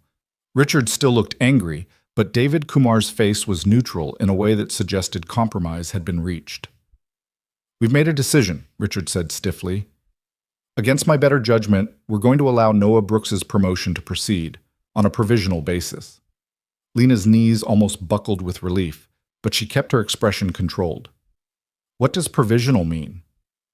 It means he has 90 days to prove himself in the role, Patricia explained. We'll evaluate his performance, his integration with executive leadership, his ability to handle the responsibilities of the position. If he succeeds, the promotion becomes permanent. If he struggles, we reassess without prejudice. That's fair, Lena said, though she knew 90 days was barely enough time to settle into any new position, much less one as complex as chief security architect. But there are conditions, David Kumar added. Noah reports directly to you, not to the board. That makes you personally responsible for his performance and behavior. Any mistakes he makes reflect on your judgment as CEO. Additionally, we want regular updates on the security audit he's conducting, and we expect him to present his findings and recommendations to the full board. He can do that. And one more thing, Richard said, his voice hard. If this becomes a PR disaster, if the press coverage damages the company's reputation or client confidence, we revisit this decision immediately. No 90-day grace period. Am I clear? Perfectly clear. Lena met his eyes steadily. Anything else? Yes. Don't make us regret this, Patricia said. We're taking a significant risk by supporting you on this. Don't prove us wrong. Lena left the conference room feeling like she'd just survived a car crash, shaky but intact. She made it halfway back to the development lab before the adrenaline wore off, and her legs went weak. She ducked into an empty office and sat down hard in a chair, pressing her palms against her face. She'd won. Barely, provisionally, with so many conditions it hardly felt like victory, but she'd won. Noah's promotion would proceed. She was still CEO, for now. But the cost of that victory was becoming clear. Richard would be watching for any excuse to remove her. The other board members would be second-guessing every decision she made. And Noah would be under scrutiny that would make most people crack under the pressure. She'd gambled both their careers on the belief that talent and integrity mattered more than credentials and convention. Now they had 90 days to prove she'd been right. Lena returned to find Noah exactly where she'd left him, though he looked up the moment she entered. The question in his eyes was clear. You're officially Chief Security Architect, she said. Provisional appointment, 90-day evaluation period, approximately 17 conditions attached. But you're in. Something flickered across Noah's face. Relief, anxiety, disbelief. What did you have to promise them? That I'd personally guarantee your performance and take responsibility for any mistakes you make. So no pressure, but my career is now tied directly to whether you succeed in this role. That's insane. You barely know me. I know enough. Lena pulled up a chair beside him. I know you're brilliant, ethical, and dedicated. I know you care more about doing things right than doing things easily. And I know you've survived 7 years of poverty and prejudice without losing those qualities. That's more than enough. Noah shook his head slowly.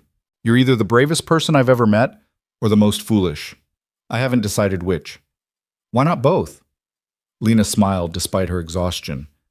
Now, we have 90 days to conduct a comprehensive security audit, implement fixes for every vulnerability you've found, identify whoever's been stealing from us, and prove to a skeptical board that I didn't just commit career suicide. Where do we start? With coffee, Noah said. Very strong coffee. Because if we're doing this, we're doing it right, and that means a lot of very long days. Over the next week, Tech Vanguard transformed in ways both visible and invisible. The visible changes were the easiest to track, Noah moving from night custodial shifts to daytime executive hours, though he still left every evening at 10 to teach his students. New security protocols being implemented across all systems. Hardware upgrades, software patches, authentication requirements that made people grumble but kept data safer. The invisible changes were harder to measure, but more profound. Engineers who'd dismissed Noah as a lucky janitor began seeking his advice on their own projects. Security became a company-wide priority rather than an afterthought. And Lena found herself learning to lead differently, watching how Noah taught and guided rather than commanded, how he built trust through competence and respect rather than authority. The Genesis launch happened on a Friday morning, 3 weeks after Noah's promotion and ahead of their original deadline. The system performed flawlessly. No crashes, no conflicts, no cascade failures. The AI and operating system worked in harmony, mediated by the elegant solution Noah had designed and the engineering team had implemented. Industry analysts praised it as revolutionary. Early reviews from test users were overwhelmingly positive. But the story the press latched onto wasn't the technology, it was Noah. Someone had leaked his background, not the MIT degree or his work at Cyberdyne, but the fairy tale version. Janitor saves billion-dollar product launch. From cleaning offices to corner office. Tech CEO promotes custodian to executive role. The coverage was everywhere, some of it admiring, much of it skeptical. All of it generating attention that made Tech Vanguard's PR department work overtime. Richard Caldwell called Lena 3 times in one day, increasingly agitated. This is exactly what we were afraid of. We look like a sideshow. We look like a company that recognizes talent regardless of where it comes from, Lena countered. Our stock price is up 14% since the Genesis launch. Client inquiries have tripled. I'd say the market doesn't think we're a sideshow. But privately, she worried. The attention on Noah was intense, and not all of it kind. Industry forums debated whether the promotion was legitimate or a publicity stunt. Competitors whispered that Tech Vanguard must be desperate if they were promoting janitors. And some of the coverage took on ugly undertones, questioning Noah's credentials, digging into his past, trying to find scandals or controversies. Noah handled it with quiet dignity that Lena admired and couldn't quite understand. When reporters called for interviews, he declined politely. When industry blogs published skeptical takes on his qualifications, he ignored them. He just kept working, conducting his security audit, mentoring engineers who were willing to learn from him, teaching his evening classes as if nothing had changed. "Doesn't it bother you?" Lena asked him one evening as they reviewed security reports in her office. "The things people are saying?" "People have been saying worse for 7 years," Noah replied without looking up from his laptop. "At least now they're saying it about someone in a position to prove them wrong instead of someone they successfully destroyed. Still, the constant scrutiny, the questions about whether you deserve this—" "I don't deserve it," Noah interrupted. "Not more than 1,000 other talented people who'll never get this opportunity. I got lucky. You happened to follow me on a night when I was teaching instead of doing literally anything else. You happened to be desperate enough to take a chance on me. Luck isn't the same as deserving. That's not true. You earned this by being brilliant and refusing to compromise your integrity." "Lena, can I be honest with you about something?" Noah closed his laptop and looked at her directly. "I appreciate what you've done, more than I can express. But don't turn me into a symbol. Don't make this about redemption or second chances or proving the system wrong. I'm just a guy doing a job. That's all I want to be." "But you're not just a guy doing a job. Whether you want it or not, you've become a symbol. People are watching to see if this works, if someone from your background can succeed in this world." "I know, and the weight of that is crushing." Noah's voice was quiet but strained. "Every decision I make, every mistake, every moment of uncertainty, it's not just about me anymore. It's about whether someone like me deserves to be here. The pressure of representing everyone who's ever been overlooked or dismissed or told they don't belong. Lena, I can barely breathe under that weight." The raw honesty of the admission caught Lena off guard. She'd been so focused on the political battle of getting Noah promoted, on defending the decision to the board and the press that she hadn't fully considered the psychological burden she'd placed on him. "I'm sorry," she said quietly. "I didn't think about how that would feel." "I know you didn't, and I'm not blaming you, but I need you to understand. I can't be your proof of concept. I can't be the example that validates your belief in meritocracy or second chances. I'm going to make mistakes, and when I do, people are going to use them as evidence that people like me don't belong here. And I need to know that when that happens, you're not going to regret this." "I won't regret it," Lena said firmly. "Mistakes are part of learning any new role. The standard you're held to shouldn't be perfection. It should be the same standard we hold everyone else to. Except we both know I'm not being held to the same standard. I'm being held to a higher one because I didn't come up the traditional way. One major mistake and people will say it proves I wasn't qualified." He was right, and Lena hated that he was right. The unfairness of it burned in her chest, that Noah had to be twice as good to be considered half as legitimate, that his mistakes would be magnified while others' errors were dismissed as learning experiences. "Then we make sure your first 90 days are flawless," Lena said. "We document every success. We build an airtight case for your value to the company. And when the evaluation period ends, the board won't have a choice but to make your position permanent."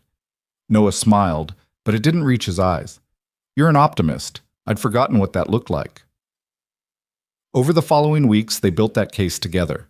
Noah's security audit uncovered not just the vulnerabilities he'd already documented, but dozens more, some of them critical enough to make Lena's blood run cold.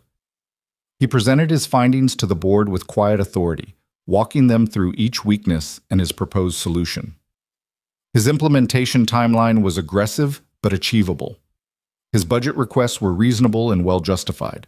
Even Richard Caldwell had to admit the audit was thorough and professionally executed. Even Patricia Morrison acknowledged that Noah's security recommendations were exactly what the company needed. The skepticism was still there, but it was being replaced, slowly, grudgingly, with respect. And then, 6 weeks into Noah's 90-day evaluation period, everything fell apart. The crisis began with a single email that arrived at 2:15 on a Wednesday afternoon. Marcus Chen forwarded it to Lena with the subject line, "We have a serious problem." The email was from a journalist at TechCrunch requesting comment on allegations that Noah Brooks had accessed confidential client data without authorization and had shared proprietary Tech Vanguard information with outside parties. The journalist claimed to have documentation proving Noah had violated multiple security protocols and company policies. They were running the story in 24 hours with or without Tech Vanguard's response. Lena's hands went cold as she read the message twice, then a third time, hoping the words would rearrange themselves into something less catastrophic. They didn't. She called Marcus immediately. "Tell me this isn't real," she said when he answered. "I wish I could." The journalist sent screenshots, access logs showing Noah's credentials being used to pull client files, email records that appear to show him sending proprietary code to an external address. "Lena, if this is legitimate, it's a fireable offense at minimum. At worst, it's corporate espionage, and we're looking at criminal charges." "Noah wouldn't do this. There has to be another explanation."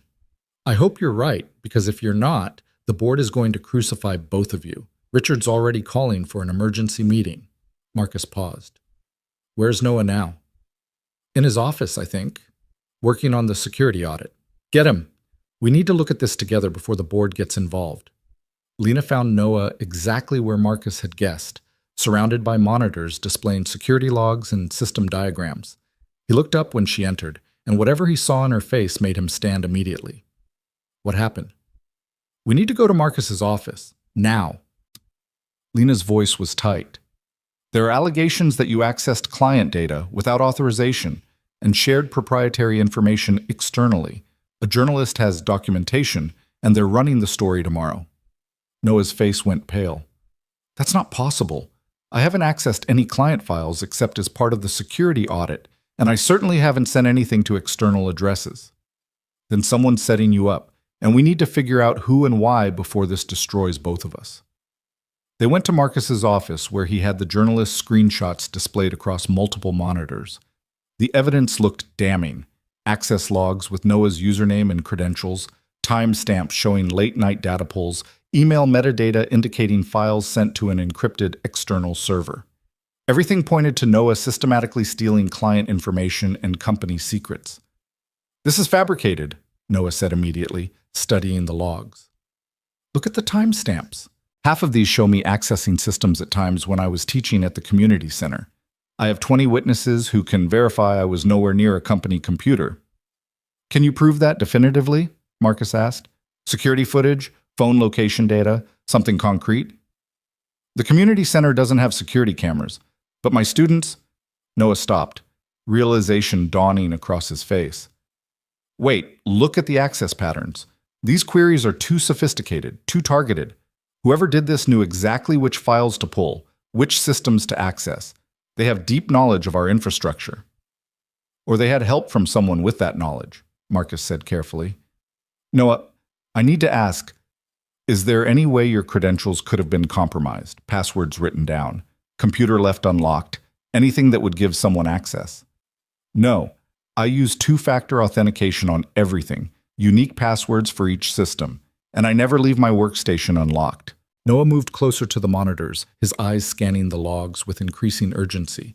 "But these access patterns, I've seen this before." "Where?" Lena asked. "In the financial data I was investigating, the small-scale theft I told you about."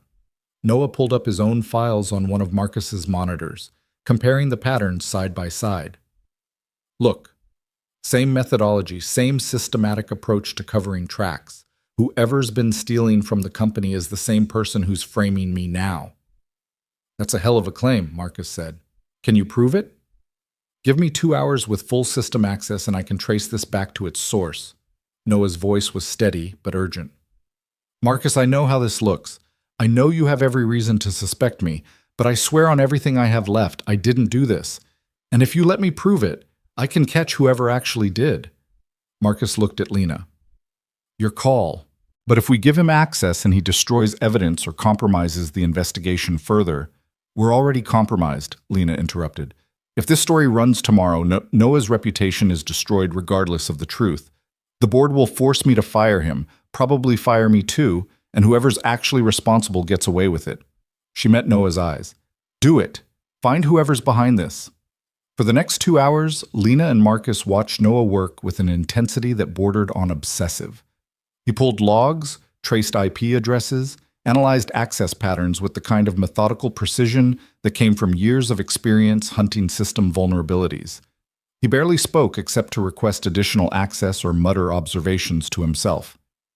"There," he said finally, pointing at a screen. "That's the origin point.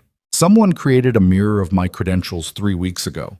Not a copy of my actual password, but a duplicate authentication token that registers as me in the system logs.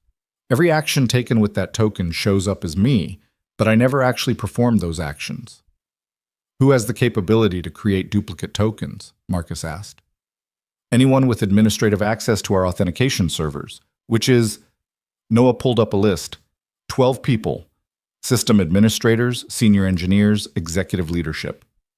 "That's still too many suspects," Lena said. "Can you narrow it down?" "Already did. Look at the timing of when the token was created. 3 a.m. on a Tuesday 3 weeks ago. I cross-referenced that timestamp with building access logs." Noah pulled up security footage. Only one person with admin privileges was in the building at that time. The footage showed a figure at a workstation on the 43rd floor, the executive level. The image quality wasn't perfect, but it was clear enough to identify. James Chen, board member and former CTO. The revelation hit like a physical blow. James Chen had been with Tech Vanguard since its founding, was one of the most respected figures in the company, had decades of impeccable reputation. The idea that he would steal from the company he'd helped build seemed impossible. "You're certain?" Marcus asked, his voice strained. "The evidence is clear. He created the duplicate token, used it to access financial systems and client data, and when my security audit got too close to exposing him, he planted evidence to frame me. It's actually brilliant in a twisted way. Who would believe the janitor over a founding board member?" Noah's voice was bitter. "He probably thought I'd be easy to discredit, just another whistleblower who got what was coming to him." "We need to bring this to the board immediately," Lena said, "before that story runs." "And say what?" Marcus looked anguished. That a board member has been stealing from the company and framing our controversial new security chief? Richard already thinks you've lost your mind. This will sound like a desperate conspiracy theory. Then we make the evidence so overwhelming they can't dismiss it. Noah was already compiling documentation. Every transaction, every access log, every piece of digital forensics that proves what happened. We present it methodically, professionally, and we let the facts speak for themselves. They worked through the night, building an airtight case. By 6 a.m., they had a presentation that tracked James Chen's activities over the past 8 months. Small financial transfers totaling over $200,000, accessed client data likely sold to competitors, and finally the systematic effort to frame Noah when the security audit threatened to expose everything. The emergency board meeting was called for 8 a.m. Lena arrived exhausted but determined, Noah beside her carrying the weight of evidence that would either save or destroy them both. Richard Caldwell looked smug, clearly expecting this to be Noah's final humiliation. Patricia Morrison seemed sad, as if disappointed that her faith had been misplaced. David Kumar was unreadable. James Chen was conspicuously absent. "Where's James?" Patricia asked as they took their seats. "He called this morning," Richard said. "Said he was feeling unwell and couldn't attend. He'll join remotely if needed." "He won't be joining at all," Lena said, "because this meeting is about him." She watched the confusion ripple across their faces as she began the presentation. She walked them through Noah's security audit, the discovery of financial irregularities, the systematic theft that had been occurring for months. Then she showed them the evidence of the frame job, the duplicate credentials, the fabricated access logs, the carefully constructed false narrative designed to destroy Noah's credibility before he could expose the truth. "You're accusing James Chen of corporate theft?" Richard's voice was incredulous. "This is insane, Lena. James is a founder. He's been with this company for 15 years, which gave him intimate knowledge of every system, every security protocol, every weakness he could exploit," Noah said quietly.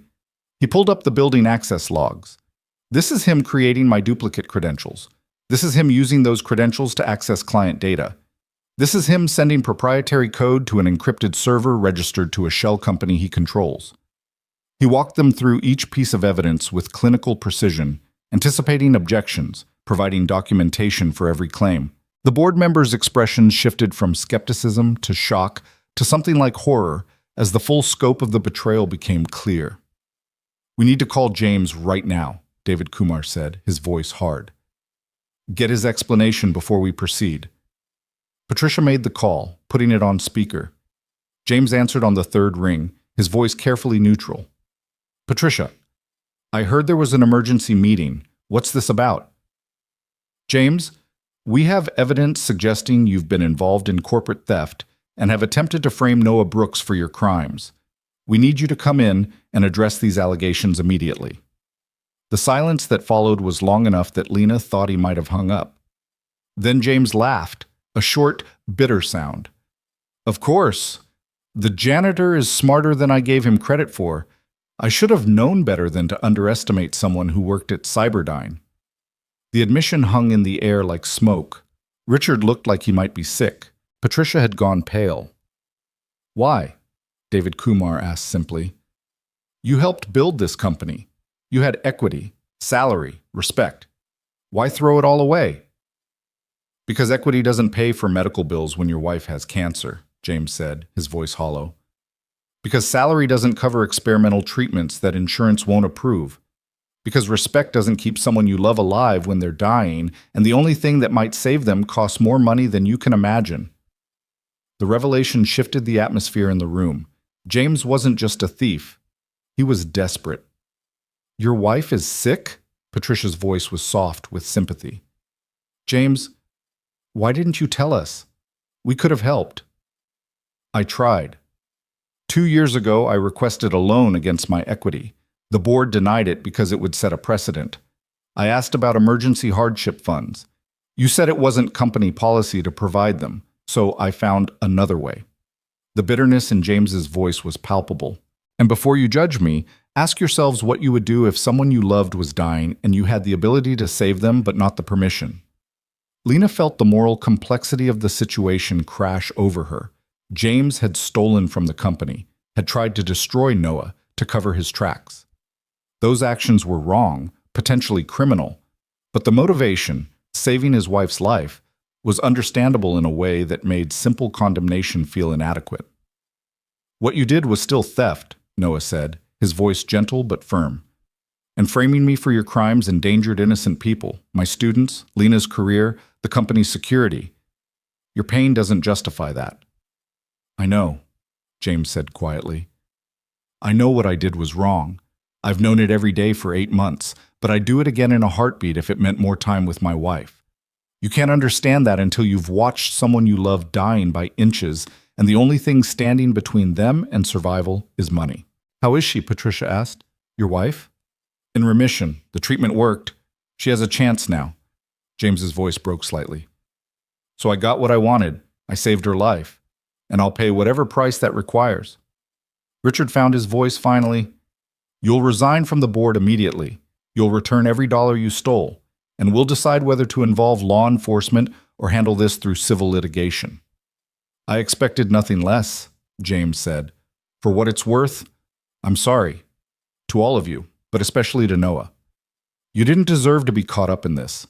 I convinced myself that framing someone who'd already been destroyed once wouldn't matter as much as framing someone with something to lose. I was wrong." The call ended and the board sat in heavy silence. Finally, David Kumar spoke.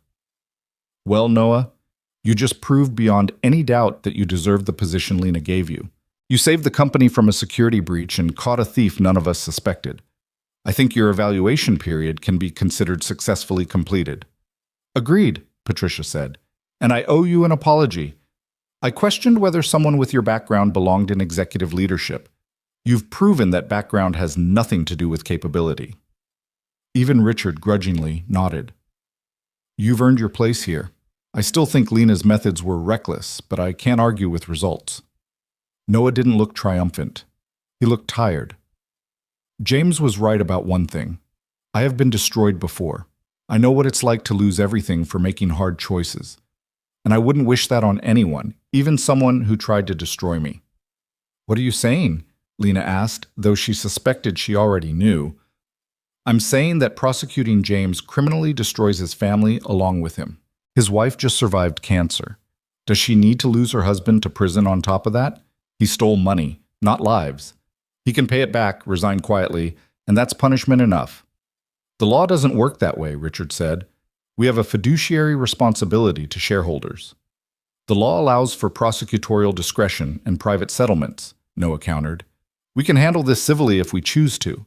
And I'm choosing to show mercy to someone who showed me none, because I've learned that cycles of destruction don't end until someone chooses to break them." The board members exchanged glances.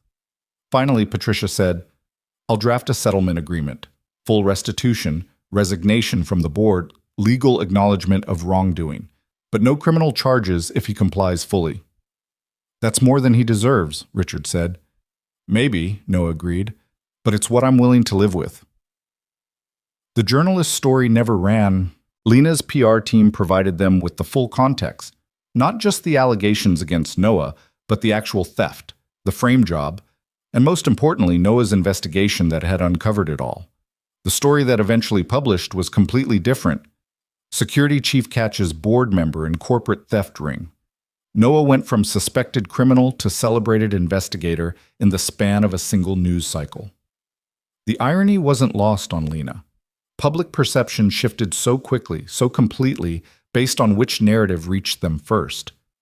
Noah could have been destroyed by false allegations, but instead he emerged as a hero. The randomness of it, how close they'd come to the other outcome, was terrifying. "You should enjoy this," Lena told Noah a week later as they reviewed security implementations in her office. "You were vindicated. The board apologized. Richard Caldwell actually used the words, 'I was wrong about you.' That's practically a miracle." I don't feel vindicated," Noah said. He was looking out the window at the city below, his expression distant. "I feel exhausted and sad for James, for what desperation drove him to, and guilty that my existence in this role caused so much chaos." "You didn't cause anything. James made his own choices." I know, but I can't shake the feeling that the industry that destroyed me and the industry that's now celebrating me are the same industry. It hasn't actually changed. It just found a narrative it likes better. Lena understood what he meant. The tech world loved a redemption story, an underdog triumph. But the systems that had blacklisted Noah still existed. The prejudices that made his promotion controversial still existed. One good outcome didn't fix structural problems. So what do we do? She asked. How do we actually create change instead of just good press? Noah turned from the window, and for the first time in weeks, she saw something like hope in his expression. We build the thing I should have asked for instead of the position you offered. We create a real pathway for people who've been shut out, not just feel-good initiatives or diversity statements, but actual programs with resources and commitment. You're talking about expanding the community center program. I'm talking about making it systemic. Tech Vanguard funds technology education centers in underserved neighborhoods across the city. We provide equipment, curriculum, instructors who actually know what they're doing. We create internship pipelines that bring kids from those centers into real positions here. We prove that talent exists everywhere, and we build the infrastructure to develop it. Lena felt excitement building despite her exhaustion. The board will say it's too expensive, too ambitious. Then I'll quit being chief security architect and run it independently. The work matters more than the title. Wait, Lena said, alarmed. You're serious? Noah met her eyes steadily. I took this position because you made it contingent on helping those kids. But if I can't actually help them, if this just becomes another executive job where I make speeches about opportunity while nothing actually changes, then what's the point? I'd rather go back to cleaning offices and teaching at night than become the symbol of change without the substance. The ultimatum was gentle but absolute. Noah wasn't interested in personal success divorced from purpose. He'd learned that lesson at Cyberdyne, had spent 7 years living it. He wouldn't repeat the mistake. Then we do both, Lena said decisively. You stay as chief security architect and lead the community technology initiative. We make it a company priority, fund it properly, measure success not by press coverage, but by how many kids we actually help. And when the board objects, we make them understand this isn't optional. It's who we are as a company. That's a beautiful speech, Noah said. But speeches don't change systems. Money and commitment do. Then we'll provide both. Noah, you've proven that my instinct to promote you was right. Now let me prove that my instinct to invest in your vision is right too. Over the next month, they built the proposal together, not just a feel-good initiative, but a comprehensive program with clear goals, measurable outcomes, and serious funding. They identified 10 neighborhood community centers that could host technology education programs. They recruited instructors, several of Noah's former students who'd aged out of his program and were now in college or early careers, eager to give back. They established partnerships with local schools to identify promising students. They created an internship track that would bring participants directly into Tech Vanguard positions. The proposal asked for $2 million in year one funding, with commitments for 3 additional years. It was ambitious, expensive, and exactly the kind of program that corporate boards typically rejected as too risky or too peripheral to core business. Lena presented it to the board on a cold morning in late November, Noah beside her. She'd learned to read the room by now, Richard's skeptical expression, Patricia's guarded interest, David Kumar's careful attention. They all knew this was important to her, which meant they were looking for reasons to say no without appearing heartless.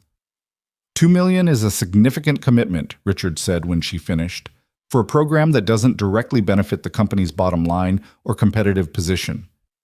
It benefits us by developing talent we can hire, Lena countered. It benefits us by building goodwill in communities we've historically ignored. And it benefits us by proving we actually believe the rhetoric we spout about diversity and opportunity. We already have diversity initiatives, Patricia pointed out. Recruitment programs at universities, mentorship for underrepresented groups. That start too late, Noah interrupted. By the time kids reach university, the gap is already too wide for most of them to bridge.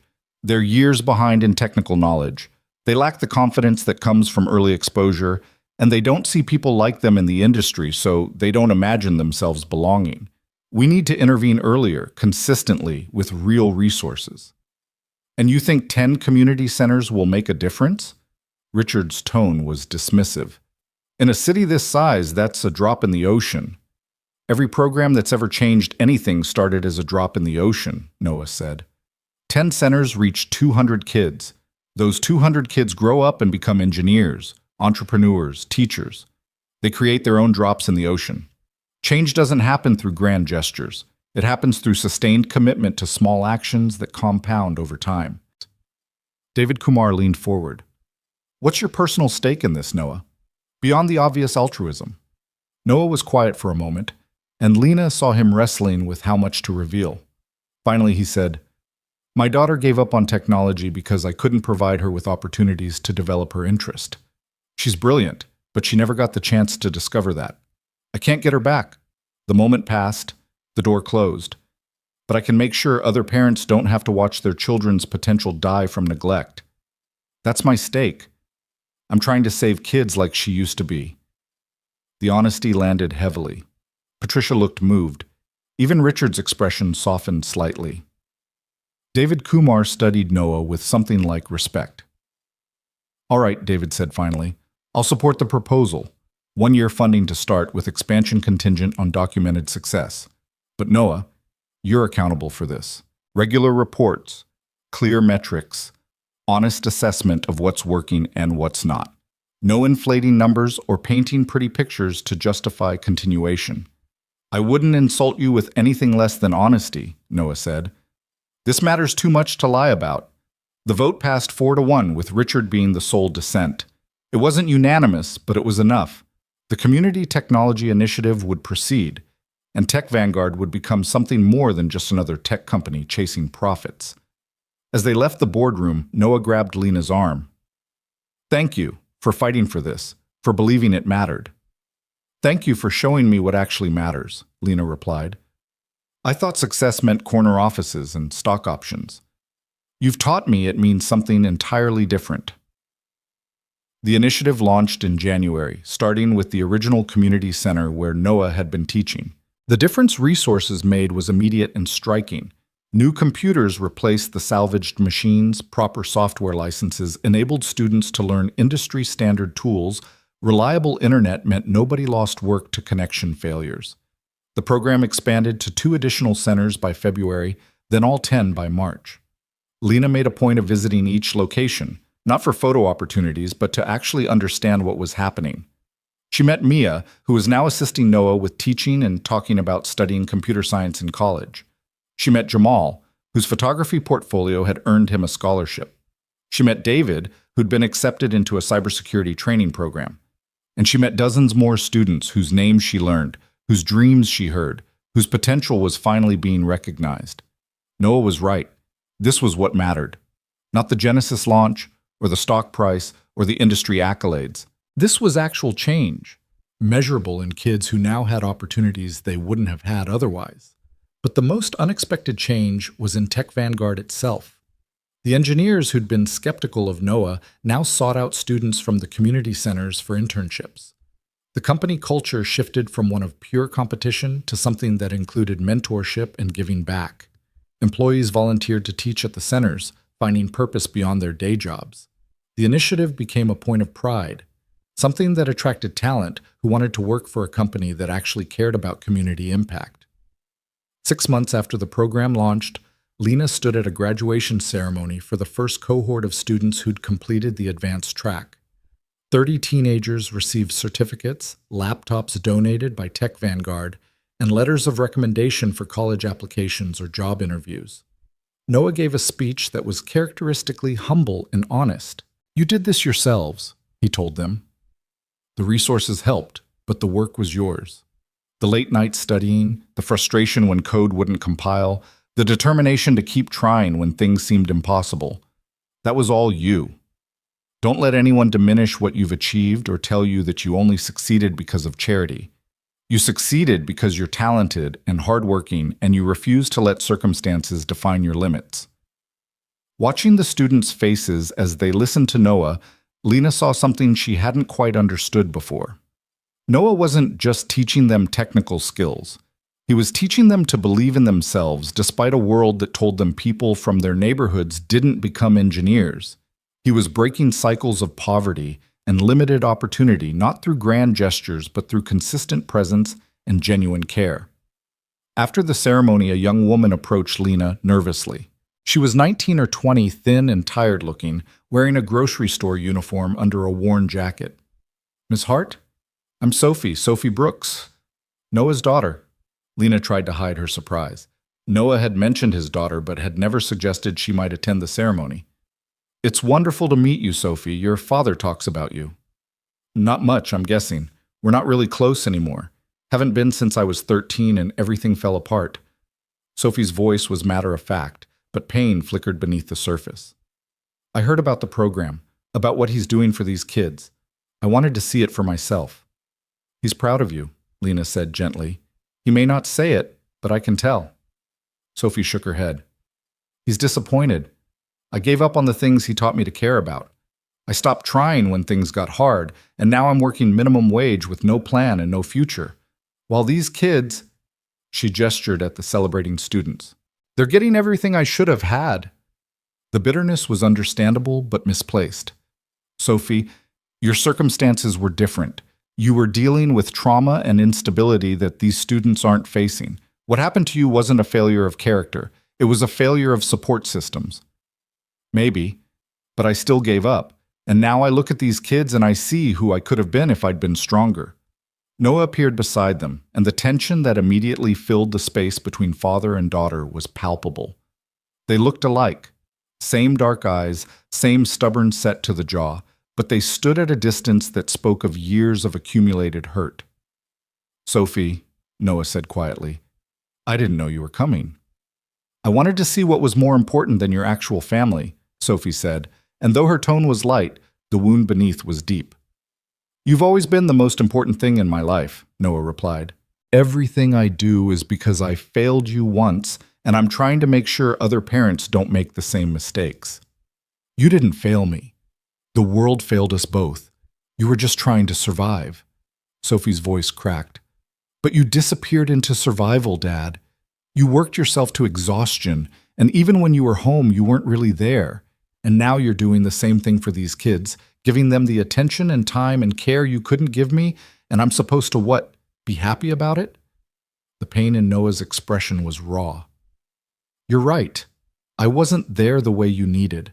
I was so focused on keeping us afloat financially that I lost sight of everything else that mattered. I can't undo that, Sophie, but I can try to prevent other kids from feeling what you felt. By replacing me with students who remind you of me? That's not redemption, Dad. That's substitution." "Sophie," Noah's voice broke. "I don't know how to fix what's broken between us. I've tried. I've called, I've reached out, but you keep pushing me away and I understand why. I failed you when you needed me most, but I'm not trying to replace you. I'm trying to honor you by making sure your experience, what you lost, what you gave up, means something. That's the only way I know how to live with what happened." They stood in silence, years of unspoken hurt and missed connections heavy between them. Lena knew she should leave, give them privacy, but something made her stay. "What if I wanted to come back?" Sophie asked finally, so quietly Lena almost missed it.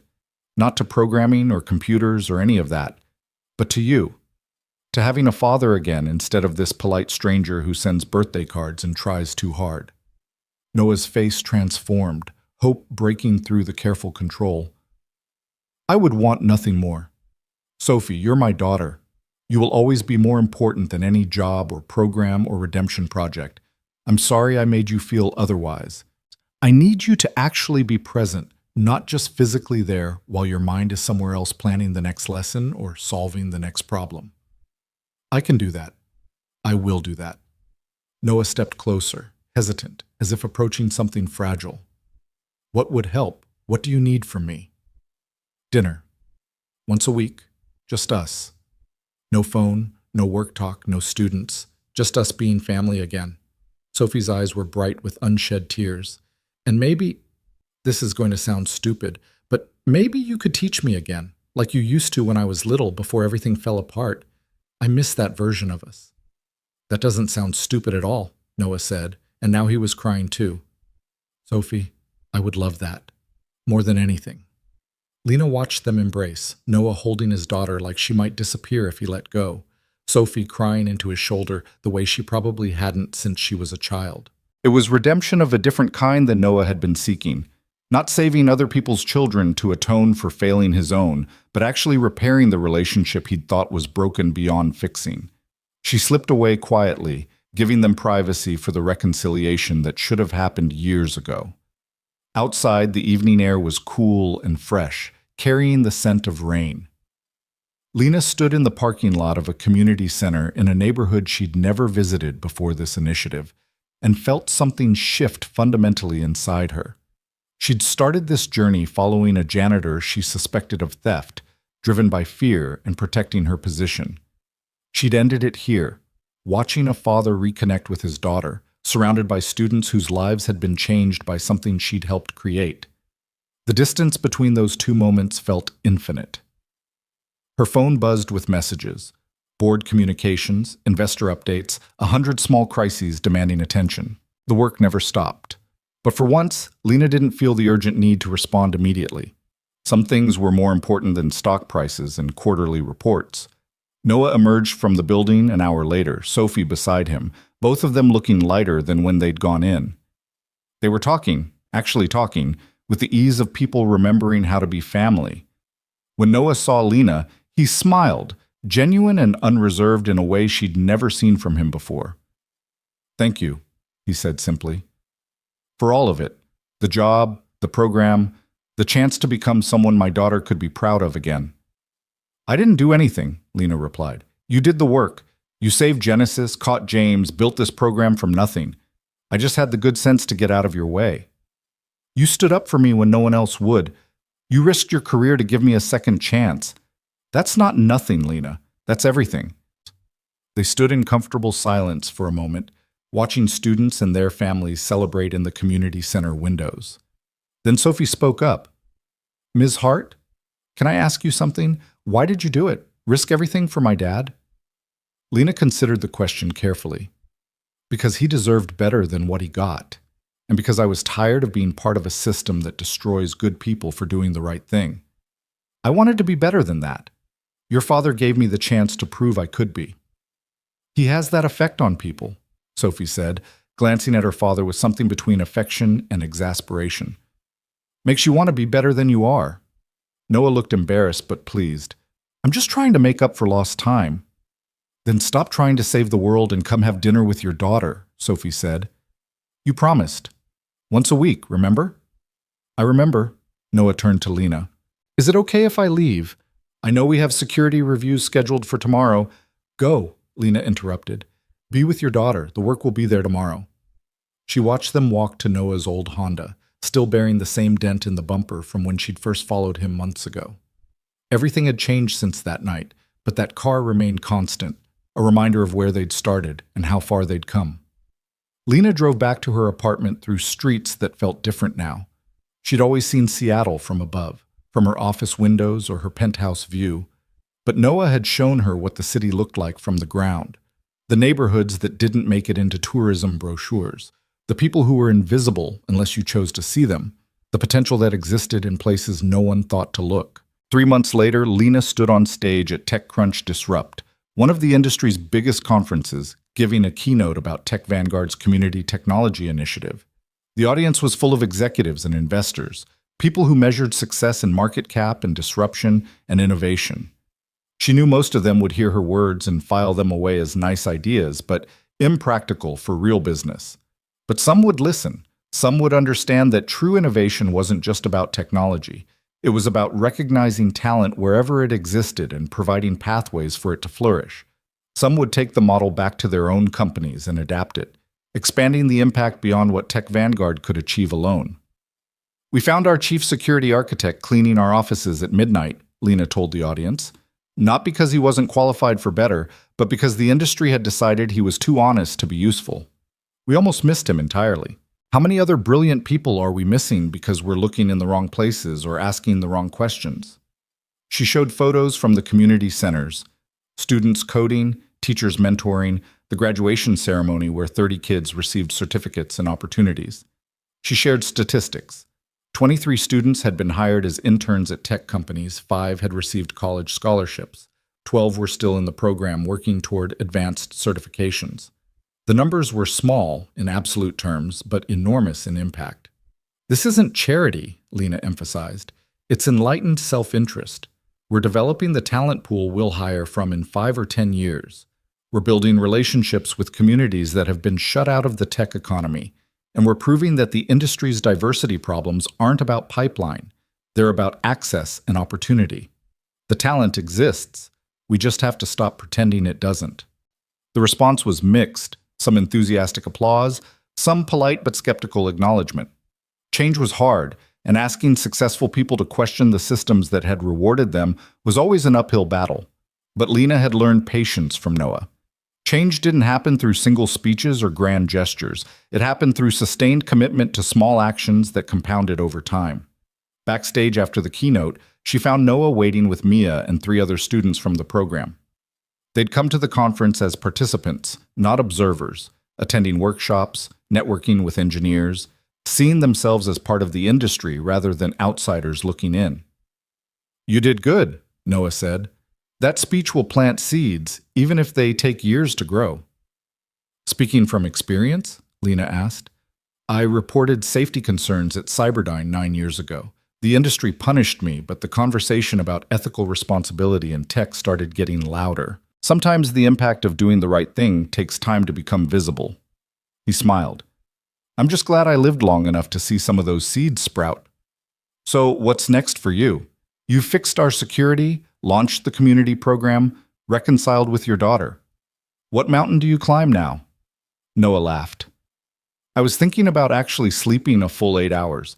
Maybe taking a vacation. Radical concepts, I know. You've earned it, though I have to say I've gotten used to you being around. Tech Vanguard won't be the same without you hovering over everyone's shoulder, making sure they're doing things right."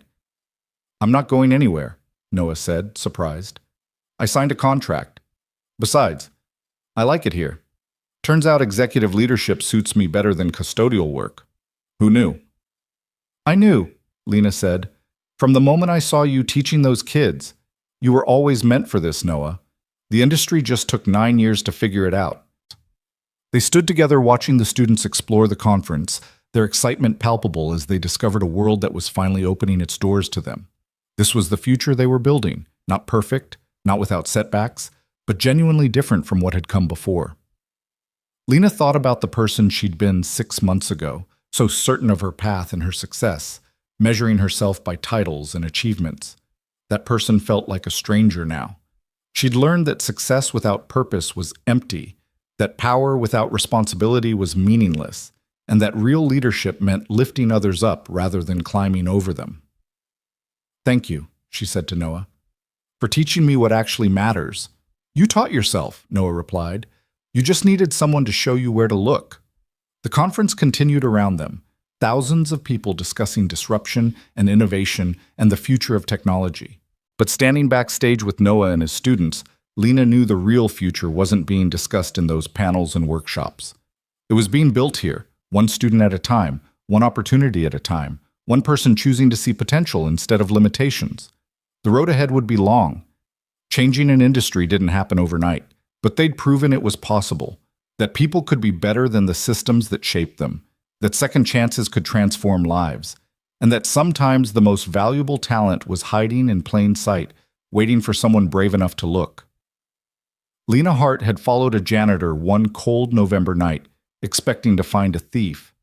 Instead, she'd found a teacher who'd taught her how to lead, a whistleblower who'd shown her what integrity looked like, and a father who'd reminded her that success meant nothing if it came at the cost of your humanity.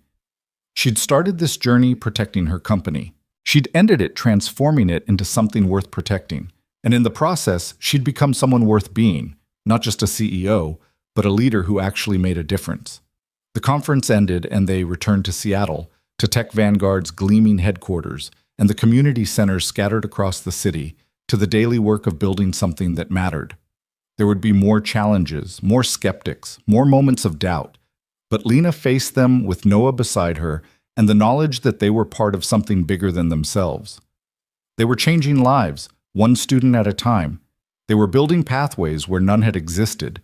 They were proving that the industry could be better if enough people chose to make it so. And that, Lena had learned, was what real success looked like.